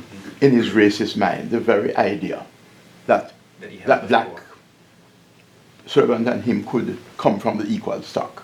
So it could have been intellectually painful too for him, Right. or emotionally for that matter. As Isha points out, he came to America as a monogenesis. Yes. There you are. Yeah. Yes. And being confronted with these people whom he considered so physically different from the humanity he had known and seen, maybe it was painful for him to shift Just to confront his it. thinking. Just to confront it. Right. Where did you find his letter to his mother? I found that in a book. It was called Lincoln and Darwin. Yeah. They had the they had the passage in the book. In the book. You know, one of the things that comes out in the works, especially biographies about him, is once, as Adam pointed out, his ideas become less popular. What he says in public and what he writes in private, completely different. And I think you see that in this letter to his mother, which is sometimes quoted before he starts lecturing on polygenesis, because he's a well-known scientist before that. I think one source said he had published, by the time he got to the States, something like 140 articles. So he, as did a lot of these people, said one thing in public, or sometimes were silent in public, and then in private expressed something quite different. But that's a very revealing letter to his mother. Yeah. She's bearing all. Question. In looking through his writings and so, beyond his purely scientific framework, do you see him engaging or commenting on some of the larger discussions of the day written by professional historians or public intellectuals and so forth on the race thing? Or is it sticking purely to a more evolutionary thing to prove his case? From my research, from what I saw, it was sticking more to an evolutionary thing. As I think Adam talked about in his paper, he had some type of relationship to Darwin, and he talked a little bit more about the scientific aspect there. But most of what I saw was his polygynist and racist. But he wasn't dealing with the arguments by other abolitionists and this type of thing. He didn't seem to be interested in that, because at this time the discourse was Right, yeah. From what I saw, I didn't see much of that. okay. One thing, the quote that I liked in your paper was, by Nod, it was like, with Agassiz on our side, the war is over, or whatever. Yeah. It's Repeat just, that again. it was like, with Agassiz on our side, the war is won, or the battle is won. Okay, yes. And I just found that so interesting, because it's, you know, Agassiz, even though his science wasn't very sound, he was still technically a scientist, but Knott's just making it this whole political battle, like this war of polygenesis versus the other thing. I found that so interesting.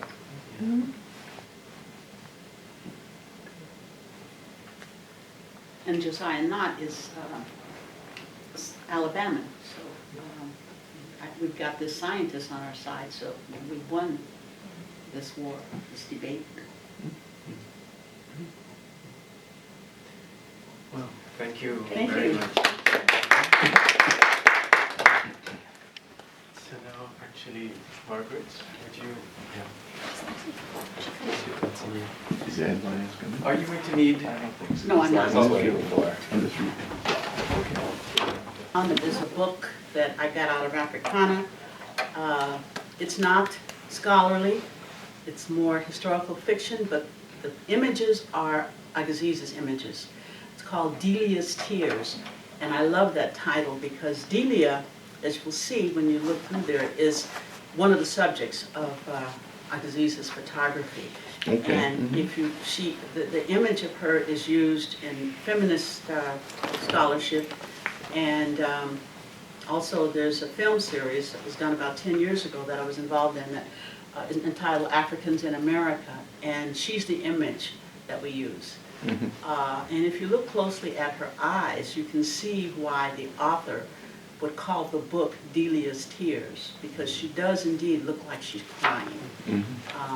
And all 7 images that excuse me, Agassiz commissioned are in there, and there are 15 different poses of the individuals. 5 of them are men and 2 of them are women. Delia, who I think according to the description on the plate at the Peabody at Harvard, is about 19. And then her father, Renti, all of them are born in Africa except Delia. So this is part of the point that Agassiz wants to prove about the difference in humankind.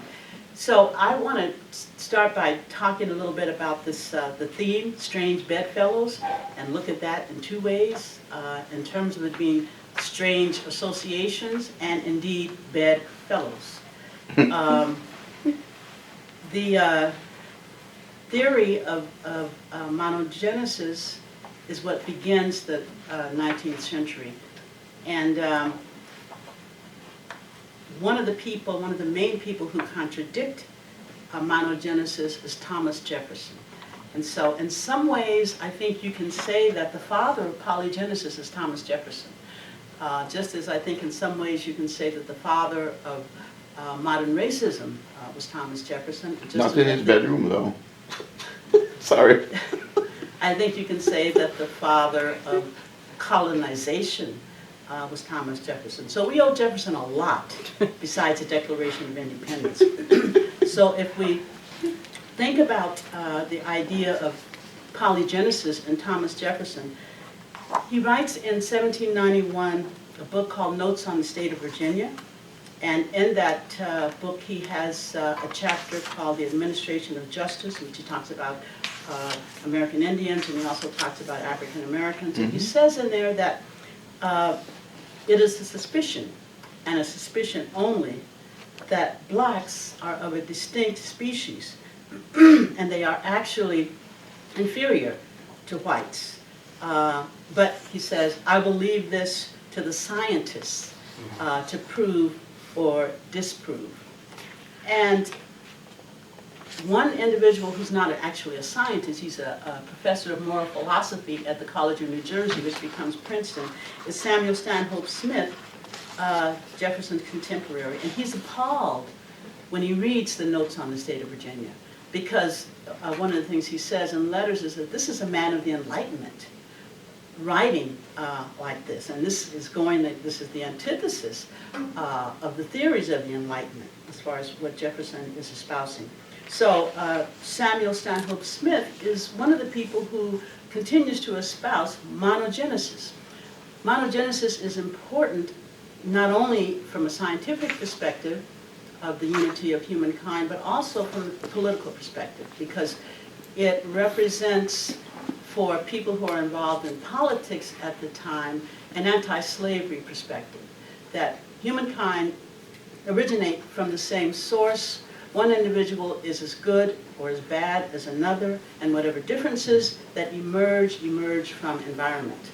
And this is the school of environmentalism as a way of explaining the position of African Americans who are enslaved, as well as African Americans who are free at the turn of the century. So monogenesis is more than just a scientific theory.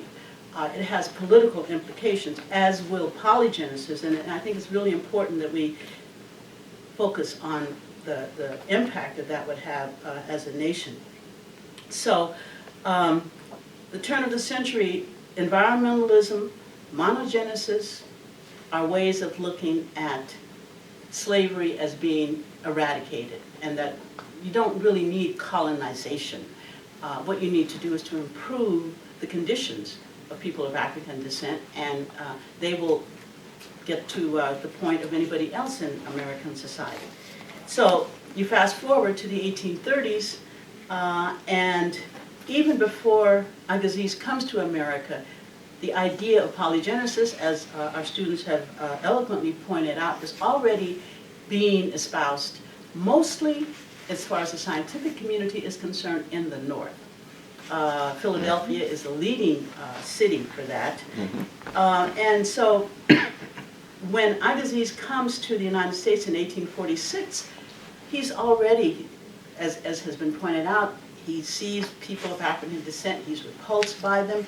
Then he encounters this theory of polygenesis, which conforms to his own sense of alienation from this group of people whom he thinks are somewhat less than human compared to whites. So he meets Samuel Morton, introduces him to Josiah Nott, and other people who is Samuel Cartwright, who's a Southern physician who has his own concept of polygenesis.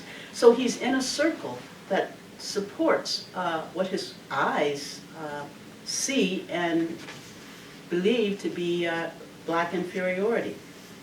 So this is the time of polygenesis in the 1830s. It's also the period from 1830 to the time of the Civil War, from a political perspective, of the concept of slavery as a positive good. And this is espoused in the halls of Congress, John C. Calhoun. It is espoused on the plantations, of course, and in Southern legislatures. And one of the most important people who espoused this is a man named James Henry Hammond. One of the interesting things about Hammond, and you can also say this about Thomas Jefferson, is a contradiction in terms of polygenesis as espoused by Agassiz, because Agassiz, in his concept of polygenesis, miscegenation, blacks and whites mixing together socially, degrades the white race. Thomas Jefferson, as many of us know, throughout his adult life, after his wife died, and she died when he was in his late 30s, had a black mistress and sired a number of children by her, Sally Hemings. And at the same time, he's writing, at the time that he's involved with Sally Hemings, he's writing these ideas in Notes on the State of Virginia about the races not being able to mix. James Henry Hammond, South Carolina statesman, South Carolina plantation owner, owns many plantations, and one of the most important people in the planter class who espouses the idea of polygenesis, and one of the people who entertains Agassiz when he comes to Charleston, is also a man who is involved in relationships across race. He actually purchases one woman, an 18-year-old woman, for purposes of having her as his mistress, and he also purchases her 12-year-old sister. And as soon as she is of suitable age, he is going to have her as his mistress. So John Henry Hammond, for a number of years, while he's entertaining Agassiz and some of these other individuals who are espousing the idea that blacks and whites should not intermix sexually because it's going to weaken the black race, the white race, and it's going to create a mongrel society that can't reproduce, infertile, and all these things. He's accepting this. At the same time, he is sleeping with these two sisters. And this goes on throughout much of his life, although they're not the only ones he sleeps with, but these are the two regulars. So the contradictions within this theory of polygenesis is pretty obvious from a political perspective. And the way in which this pseudo-scientific concept of racism fits into the politics and the social mechanisms of the South is instructive, really, that it's not just a scientific concept and theory, but that it plays well into the construction of race and politics in the American South. It's also important to recognize that African Americans are protesting this. Frederick Douglass makes speeches against Agassiz. Dr. James McCune Smith, who's a physician in New York City, speaks out against this polygenesis. And in addition to that, it's also important to discuss, as we were discussing during the break, what is an abolitionist? and the difference between being an abolitionist and being anti-slavery. Because you can be anti-slavery, excuse me, without being an abolitionist. And I interpret the term abolition, an abolitionist is someone who works to end the institution, and anti-slavery is someone who sees the institution as not a good thing. And so you can perhaps say that Agassiz was anti-slavery. I don't think that makes him an abolitionist. And it's also the case that some people whom we historically call abolitionists were probably not abolitionists. Mhm. And as a point in fact, let me just bring up Harriet Beecher Stowe. Harriet Beecher Stowe was a regular attendee at Agassiz's meetings, as were a number of the Cambridge crowd, Emerson, and so on. And Emerson often wrote, you know, that this guy's theories are weird. But Stowe embraced his theories. And she was, as we know, she was considered an abolitionist, and she is the author of Uncle Tom's Cabin, a book that had monumental impact on slavery. And yet she went to these lectures, she found him fascinating, and one of the things that Isha brought out about Agassiz was he favored colonization. Well, if you read Uncle Tom's Cabin, this monumental novel, you will see that all of the heroes and heroines end up going to Africa. None of them stay. And so the message that Stowe conveys in Uncle Tom's Cabin, to me, is clear. That, first of all, the real hero of the novel dies, and that's Tom. But the individuals who end up getting their freedom through the Underground Railroad, ultimately going to Canada, end up in Liberia. So the idea behind that is that that is the natural place for people of African descent. And there are lots of other indications in the novel that conform to that theme. So yes, there are a number of categories within abolition and the monogenesis, polygenesis theory of our subject that actually are strange bedfellows, both in the figurative and in the literal sense.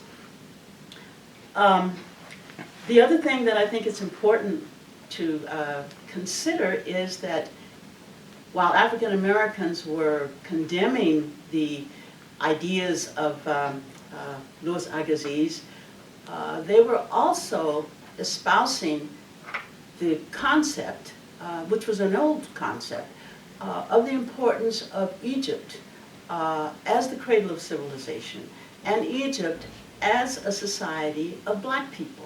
And this is one of the theories that's coming out that conforms to Agassiz during this era, is that Egypt, which people recognized as the cradle of Western civilization, was a white society. Now, much earlier, hundreds of years earlier, it had been proven that Egypt was a society of dark people. But through the processes of racism, beginning in Europe, of people like Blumenbach, and continuing on with people like Morton and, of course, Agassiz, this idea was lost, and people began to espouse the concept that Egypt was a white society. So African American abolitionists are also challenging this idea, that the cradle of civilization was indeed Egypt, and that it was indeed a dark society.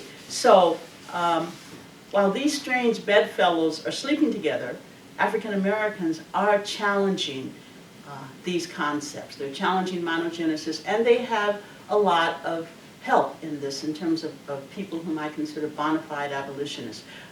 But at the same time, there are people who are espousing anti-slavery ideas who are really not anti-abolitionists, in the sense that they see African Americans as equal citizens, or people who are equal and entitled to citizenship.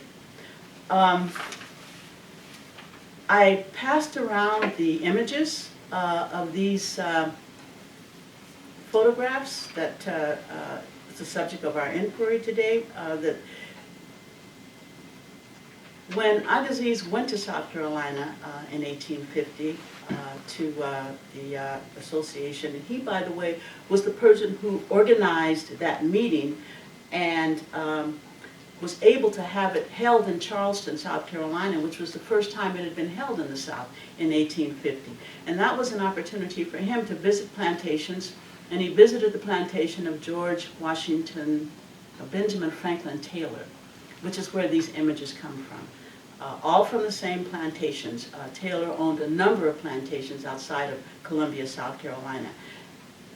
Agassiz wanted all of the subjects that he was asking this daguerreotypist, a man by the name of Zeeley, wanted all of them to be Africans born on the continent. And the only one who wasn't born on the continent was Rente's daughter, Delia, because he was trying to prove a point. And if you look at those images, you can see that he wants to look at the whole physiognomy, the entire body, to show that people of African descent are inferior to Europeans. And so one of the degrading things about these photographs is that for men, they show them completely nude. For women, they are nude from the waist up. And the book that I'm passing around, entitled Delia's Tears, is a comment on the look in Delia's eyes at being, on the one hand you can say that she's crying, on the other hand if you look at her eyes you may, and this sort of was my impression, that she basically has suspended herself from that environment, that she has basically rejected this objectification of her, and her mind is somewhere else. That's my interpretation. The author's interpretation is that there are tears in her eyes. And that suggests that she's looking at her situation subjectively. But I suspect that Delia has been, in the eyes of whites, especially white men, degraded in a number of instances. And she has learned, she has taught herself to not see herself in the eyes of whites, but to see her own identity as something that she has control of. But I think that these images are telling insofar as they reveal to us what Agassiz wanted to reveal to American society, and that is that people of African descent were inferior physically. The images were lost, hidden for over 100 years, and they were found in 1976 by one of the curators at the Peabody in Harvard. They found the plates. They were very, very well preserved, with the names of the individuals on them, the name of the plantation, and one of them had the age of Delia on it. So that's how we found them, and it's a fairly recent discovery. And it's causing quite a stir in various places. As Isha mentioned, the middle school student who wanted the name of her school changed as a result of it has caused a stir in Switzerland, where people are challenging the naming of certain institutions after Agassiz, after he's been associated with this racism. That's how it came to our purview here at Cornell, and that's our reaction to it in terms of creating a teachable moment. What would we like to get out of it? Well, I think for me, one of the highlights of it would be if people started doing research. There are something like 144 volumes on Andrew Dixon White at Cornell's library. There are voluminous books on many of the people who worked with Agassiz, members of the Board of Trustees, and so it would be interesting to see what was the relationship of these early board members as well as the presidents, Goldwin Smith, A.D. White, to Agassiz. What was their relationship to him? And as I mentioned in my earlier comments, the proceedings of the tablet in a way, are instructive. On the other hand, they don't tell you very much. President White opened the services, and what he talked about was the great services rendered by Professor Agassiz in the early days of the university. He frequently took counsel with Agassiz regarding the organization of scientific institutions and the claims of candidates. And he says that from the opening of the university in 1868, Professor Agassiz was present and made one of the speeches. He has pledged his support and given, Agassiz has since died, and given valuable hints on the prosperity and development of our university. And then he talks about the 20 lectures he gave and how many young men are now occupying professorships all over the country as a result of his teaching. And one can't help but wonder what the gist of those teachings are, given his impact in terms of polygenesis. And then there are other letters in the file, letters of regret of people who will not be able to attend, such as Oliver Wendell Holmes, who was one of the early so-called abolitionists. William Dean Howells, who was one of the early so-called abolitionists. And he is equated with people like General Lafayette, who was an important general during the American Revolution, Abbot Gallatin, who was important in terms of setting up American capitalism, and numerous students who have followed in his footsteps. So I think there's a lot to be learned about this relationship between Agassiz and early Cornell administrators and trustees, and whether or not they are indeed strange bedfellows. So. Thank you. Questions and comments? A question and a comment. Question. You mentioned Goldwin Smith. Is there some very fishy things about him in this race area too? I've heard. Is it well documented? I have not actually investigated Goldwin Smith, but for one thing, read the insignia at Goldwin Smith Hall, in which it refers to something to the effect, and these are not the exact words, about the superior race. Mm-hmm. So the racialism in that, and someone in the English department pointed this out to me several years ago, about the way in which that was worded and what it seemed to represent in terms of looking at civilization as being white. So you could develop another writing seminar on that then. You good idea? Think about it. The second thing I'm a bit, what's the word I'm putting? About your attempt to redefine the term abolitionism. I have some problems with it for one reason. It's accepted universally by people, right? Abolitionism meant it was related specifically to the institution of slavery. But also, the thing to be pointed out that there were some racist abolitionists, and there were not. So if you try to redefine the word abolition only to include those who were not racist, it could cause a lot of problems in people's understanding of it. I wouldn't say that there were abolitionists who were not racist. I would not say that. No, sorry? I think that there were abolitionists who were racist. Of course there were. Yes, that's what you're saying. Yeah. But you said you would then get them out of the category of being abolitionists. No, what I was saying is that I would define an abolitionist as someone who worked actively to end slavery. Yes, But that does not mean that they were not racists. Well, we agree on that. Yeah. But I thought you were saying that you could redefine abolitionism to get rid of those so-called abolitionists. No. I mean, I would redefine it so that it wouldn't include people who were anti-slavery, but weren't working to end that slavery and to bring. Well, look, one good example would be Samuel Gridley Howe, who worked with Agassiz in post-Civil War when he was working on, when Howe was working on the Freedmen's Inquiry Commission. And it's there when you really see Howe's racism come out.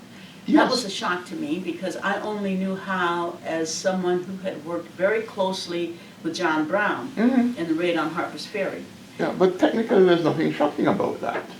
Because as I said, many people were repelled by the institution of slavery, but still Lincoln himself, in his early years, openly said he believed in the superiority of white people, although he came around later. Lincoln was not an abolitionist, and he said at the beginning. Yeah, at the beginning, but he ended up as one, whether you like it or not. Well, yeah, I'm not saying that anti-slavery people can transcend. No, but to we abolitionism. agree on that thing, that I said you had racists in the so-called. Yeah, But I thought you were saying that you absolutely. would not call some of the racist abolitionists as opposed to non-racist. No, I didn't mean I to say misunderstood that. you then. Yeah, and I remember reading one article that was written at the time, this is like in maybe 1840, where this individual says, I'm embarrassed to say that the darker the night, the better abolitionist am I. In other words, he didn't want to be seen with black people. And this is at a time when the American Anti-Slavery Society had said, if you want to combat racism, then you basically should associate with black people. Yes, and many of the whites who believed in the end of slavery, even after slavery too, were perpetuating racism. Not all, but quite a few were. So this is a distinction. I said that. And there were abolitionists who I think were genuinely abolitionists and favored. And non-racist too. Well, right, yeah. Oh, yes. But once the war was over and Reconstruction ended and African Americans didn't advance as fast as they thought they should have, then they reverted to becoming arch racist. I mean, one of the founders of the nation, which had been a staunch supporter of black rights, and said, well, what's wrong with these people? They've been free for 25 years and they haven't progressed the way they should have. Forgetting the fact that, you know, they had been annihilated by the Ku Klux Klan and the rise of the Southern Confederate class after the end of Reconstruction after 1877. So yeah, it's a dubious label. But yeah, I you know, even without considering, you know, those who you would define as abolitionists or who considered themselves abolitionists, just taking people who were, you know, anti-slavery at the time. We have a tendency to think of, if you're anti-slavery, you're not racist, right? Now, looking at that period, you can see indications, evidence of people who were anti-slavery and racist. So the big question, you know, that you know, throughout this symposium is how, first of all, you can ask the question, how did they justify or you know, sort of resolve that paradox, right? But even before answering that question is, was it a paradox for them? You know, is the thing to really ask, you know, and if, how did they live that paradox, you know, or not, you know, but for us, you know, the bias we have is it was a paradox, right? But they may not have ever lived it as a paradox at all, you know. And that's the question that still hangs over, you know, the whole, even the idea of them being, you know, bedfellows, you know, that is to say, and it's a difficult question to answer. And the major society for ending slavery, the American Anti-Slavery Society, had twin goals. One was black equality, and the other was the end of slavery. And the equality was aimed at the free black communities of the North, who were segregated. I mean, Jim Crow originates in the North. And so they felt, and they got this perspective from free blacks that, well, you can't talk about ending slavery in the South without talking about ending segregation in the North. So that became the twin goals. But yeah, you're right. I mean, it was for a lot of them a contradiction that they tried to address. It wasn't something that everyone agreed that they should. I mean, other people said, well, let's just work to end slavery and not deal with the situation of segregation and discrimination in the North. But it was the black abolitionists who pushed this. We saw the dual connection. And wouldn't you say as a historian too that, in fact, ideas and theories and of racism, especially in an institutionalized sense, actually increased after the Civil War than before, where the slavery system sort of held its party in check. I don't hate to use that word. But when the real Jim Crow comes, and the KKK now comes in after the Civil War to fill in for controls and so, and it spreads to the north. That late, middle to end of the 19th century was virulent racism, scientific racism running amok. Do you see as much of that in writing and thinking in the slavery period? They didn't have to say it, of course. Well, I guess I would have to say that post-Civil War is much more. That's what exactly. Yeah. Exactly. And I would say that it was much more, and I think some of that had to do with the quote-unquote disillusionment That's on the one part of thing. whites, forgetting the fact that enslaved African Americans had been enslaved for 252 years, and expecting them to make a complete metamorphosis in 25, even with the limited resources that they got from Reconstruction, which was only partial. I mean, as one author says, it was unfinished business.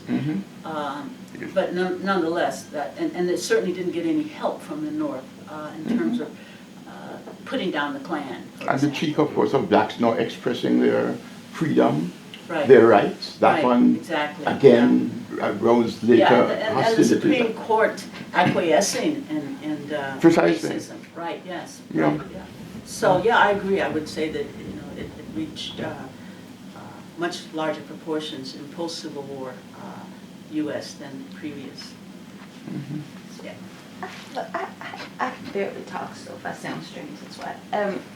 I'm trying to figure out what to do with Agassiz in the 19th century, who it's clear from the part of the paper, and I apologize for getting here late, not seeing it, has been repudiated, right? Of course, scientific racism has been repudiated, and Agassiz, from what I can tell himself, people are like, no, well, no mountain ranges named after you, and no schools after you, and we're against you. And it seems though, in a way, some of what he espoused, while scientific racism has been repudiated, we see it sort of come back in the 20th century with like Charles Murray. I kept sort of thinking, Agassiz sounds like the Charles Murray of the 20th or the 19th century in a way, and yet we're not seeing the same kind. I mean, black people are like, you're crazy, right? But you're not seeing a similar kind of wholesale repudiation. What does that mean? Like, so between the 19th and the 20th century, you get to, he's well respected and stuff, but we just think his personal issues are driving so much of what he's doing. No more with you. And then you have someone, I can't think of another scientist like Charles Murray. That's why I'm sort of like, That's part, you have answered it partly. There was so much fewer in Pierre's time. He stood out as and so forth. It was not as ingrained. But Murray's the same, right? Like, But it was not as ingrained structurally as in the previous period. You had tons of them. You had an odd Murray here and therefore. You mean in the 19th century? No, in the 20th. And many people in the profession repudiated him. I don't know, because I'm also thinking, so in the 19th century, I'm forgetting the father of gynecology that was, running around the South doing all of these experiments on black women because black people don't feel pain. So I can Tuskegee. I can do, all these things. And so you have individuals, right, like, who are basing scientific doctrine that you end up seeing it play out in other contexts, right? So for Agassiz, he's playing out in the whole slavery debate. People take him up and amplify him in certain kinds of ways with the vein, I can't remember, with the gynecology. Of course, you get all these ideas about women's bodies, how they function, how they need to, they get taken up and have to be somewhat, addressed later on. I don't see anybody else in the 20th century who's clearly racist ideas basically saying black people are inferior to white people, physically inferior, in the same kinds of ways. They're not human. They're different species of humanity who's supposed, he's a social scientist, scientific ideas get taken up and institutionalized in all kinds of ways. I can't think of anyone in the 20th century whose specific research, ends up leading You mean to... that whose research is debated? and part of the Right, and intellectual- taken up and institutionalized, so all kinds of ideas about testing, all kinds of ideas about progress, all kinds of ideas about, get taken up and institutionalized. Charles Murray's about just basic intelligence. And so I just can't think of another scientist. But back then it had certainly sort of, I said, not fully disintegrated, but declined significantly. It was not as salient a factor in thinking and research in the late 19th, early 20th as it is now. So that's where when Murray wrote it, immediately hit the headline. More people repudiated him, I'm prepared to guess, than supported him. And there have been periods where that has happened. I mean, I remember when I was in graduate school, there was a man named Shockley. Yes, of course. Who was espousing Of course. black inferiority. And he stood out right away. Yes. Yeah. Yes. Yes. So, but I think the institution of slavery had a lot to do with the pervasiveness of polygenesis. And of course Jim Crow. And its political implications as well, because it wasn't only scientific, it was political. Exactly. Yeah. Well, I think we all know that. Well, everything is political, right? Yeah. And I think the key thing we have to say is what surprises us, because as yesterday discussed in my class about Hegel's philosophy of history, I said some of the brightest minds, because whether you like Hegel or not, he was a bright man. He was a brightest, getting into this Locke, moral philosopher. I said, no, I learned Locke in moral philosopher speaking. I'm apt to suspect. I said, here's an academic at work. He's not, I'm apt. I said, apt means I'm inclined. I have to translate it. To suspect that there never was a civilization that any Negroes could develop. Yeah. And so forth. Well, that's what Jefferson says. I Woodrow count it as a Wilson. suspicion only. Woodrow Wilson. Up to the other day, I read a book yesterday, an academic, that he was a firm believer in self-determination. Mm-hmm. I sat there, I was totally stunned. Self-determination of white people. That's what Wilson was about. Yeah. And so forth. So this is with the rethinking of these things is where we have to be. And even at the primitive level, if I may share a story to tell her. First time when I left Jamaica, I went to Britain for my undergrad degree, late 50s. And I've never confronted so much, I call it primitive racism. I mean, newspaper advertisements, apartment for rent, no Jamaicans need apply. Jamaica meant black, of course. A guy phoned and said he's Trinidadian, and he said, I don't care, you're Jamaican. And so that type of primitive, and I remember a job I had, one summer job working in some plant, and the stupid Englishman taught him about. First he said, they call you people Negro, but I think I should call you darky. It starts with that. He said, I'm against intermarriage. I said, why? He said, you ever heard of a dog and a cat marrying? Have you heard me? So I said to him, you mean a black dog marrying a white dog, or a black cat marrying a black cat? He said, no. Total different species, dogs and cats. No, what is they would have liked to hear that. Different, you get in them in not only color but species. But fortunately, I mean, so much of that is under the climb, as it may. So was this a class that you did on Agassiz in our college? This was a a writing class I had seminar. last fall. It was a freshman writing seminar. It was called Conceived in Liberty, The Coming of the Civil War and Black Emancipation. Wow. And That Professor Atching sent me an email and told me about the sort of, I don't know, I wouldn't call it dialogue controversy. It was a dialogue, but it was a controversy about the plaque.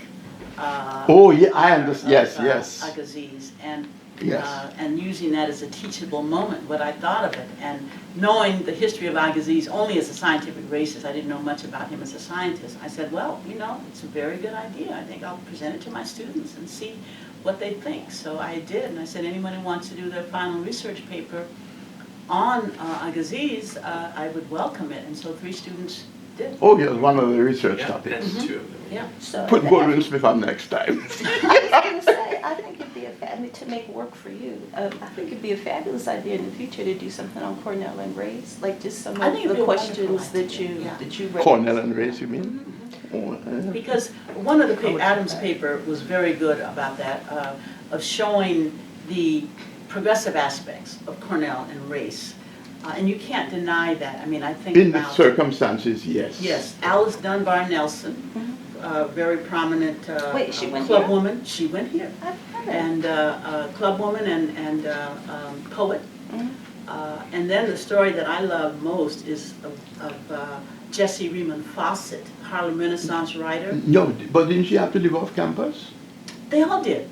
They Yes, were living the off document. campus. They were living off campus in the 50s. Oh, Because so the woman you came are, here so- who went to Cornell in the 50s. She was in her 80s. But wait, She was a Jessie physician. Fawcett went here too? Yes, Oh, She was goodness. Phi Beta Kappa. yes. And she came here, but she applied to Bryn Mawr. And they will M. take Carey her. Thomas, They the said, president try of- Cornell. Right, said, well, They you know, said, we try put Cornell. colored women here. Oh, yes, Try Cornell, and she did, and they admitted her. yes. So, and then for me, I mean, this was amazing. One of the things I'm working on is blacks in Cuba at the turn of the century. Antonio Maceo, the famous Mhm. Cuban general, his son went here. Really? Yeah. So they do have this early history of progressivism. And there's a professor in our law school who wrote edited an autobiography of the first black man to graduate, first black period, to graduate from Cornell Law. And this man was a slave. In law? A Law. slave. Mm-hmm, He was enslaved in Virginia. mm-hmm. He taught himself to read and write, taught himself well enough so that he was admitted to Cornell Law. This isn't in any of the books on Cornell, Mm-hmm. but he found this out on his own. And I think the man graduated in something like 1885. Mm-hmm. But I think that would be a fabulous Yeah. classic. But also, as I said, it's good to look at some of the downsides too. That's what- I'm not yeah, knocking the that's the downside. point. But that's the Yeah, thing that's- about doing great. Because I This remember- is what historians do. Yeah. They look at Yes, I remember my NACP research long ago, seeing quite a few couple Cornell professors to be a member of the NACP back in the early part of the last century was something big. Treeman, that part down there, I remember picking it up. His name, he was a big contributor to the NAACP. So there was some element of, you know, Yeah. Well, the woman who came here, and this was in the 90s, she had just retired as I believe, a psychiatrist from Uh-huh. Harlem Hospital. uh-huh, She had gone here, and she came back and gave a talk. And she wanted to see the place where she lived, uh-huh, and it was on Hudson Street. downtown. Yes. Yeah, downtown, and so Isaac Kramnick in the government department was in charge of her visit. He took her down there, so she could see that little room Yes. that she had lived in as a student. Mhm. And she graduated in the 50s. Mhm. And she talked about her experiences. Mhm. So, yeah. That would be a fabulous. But at least that Cornell would did bring admit people back. they were much freer in their Like a admission process. research component, like digging up some of this Mhm. information, I think that would be fabulous. You wish, she said she'd take it. What's that? Thank you very Thank much. you. Thank you Margaret. all And for What you doing there? participation.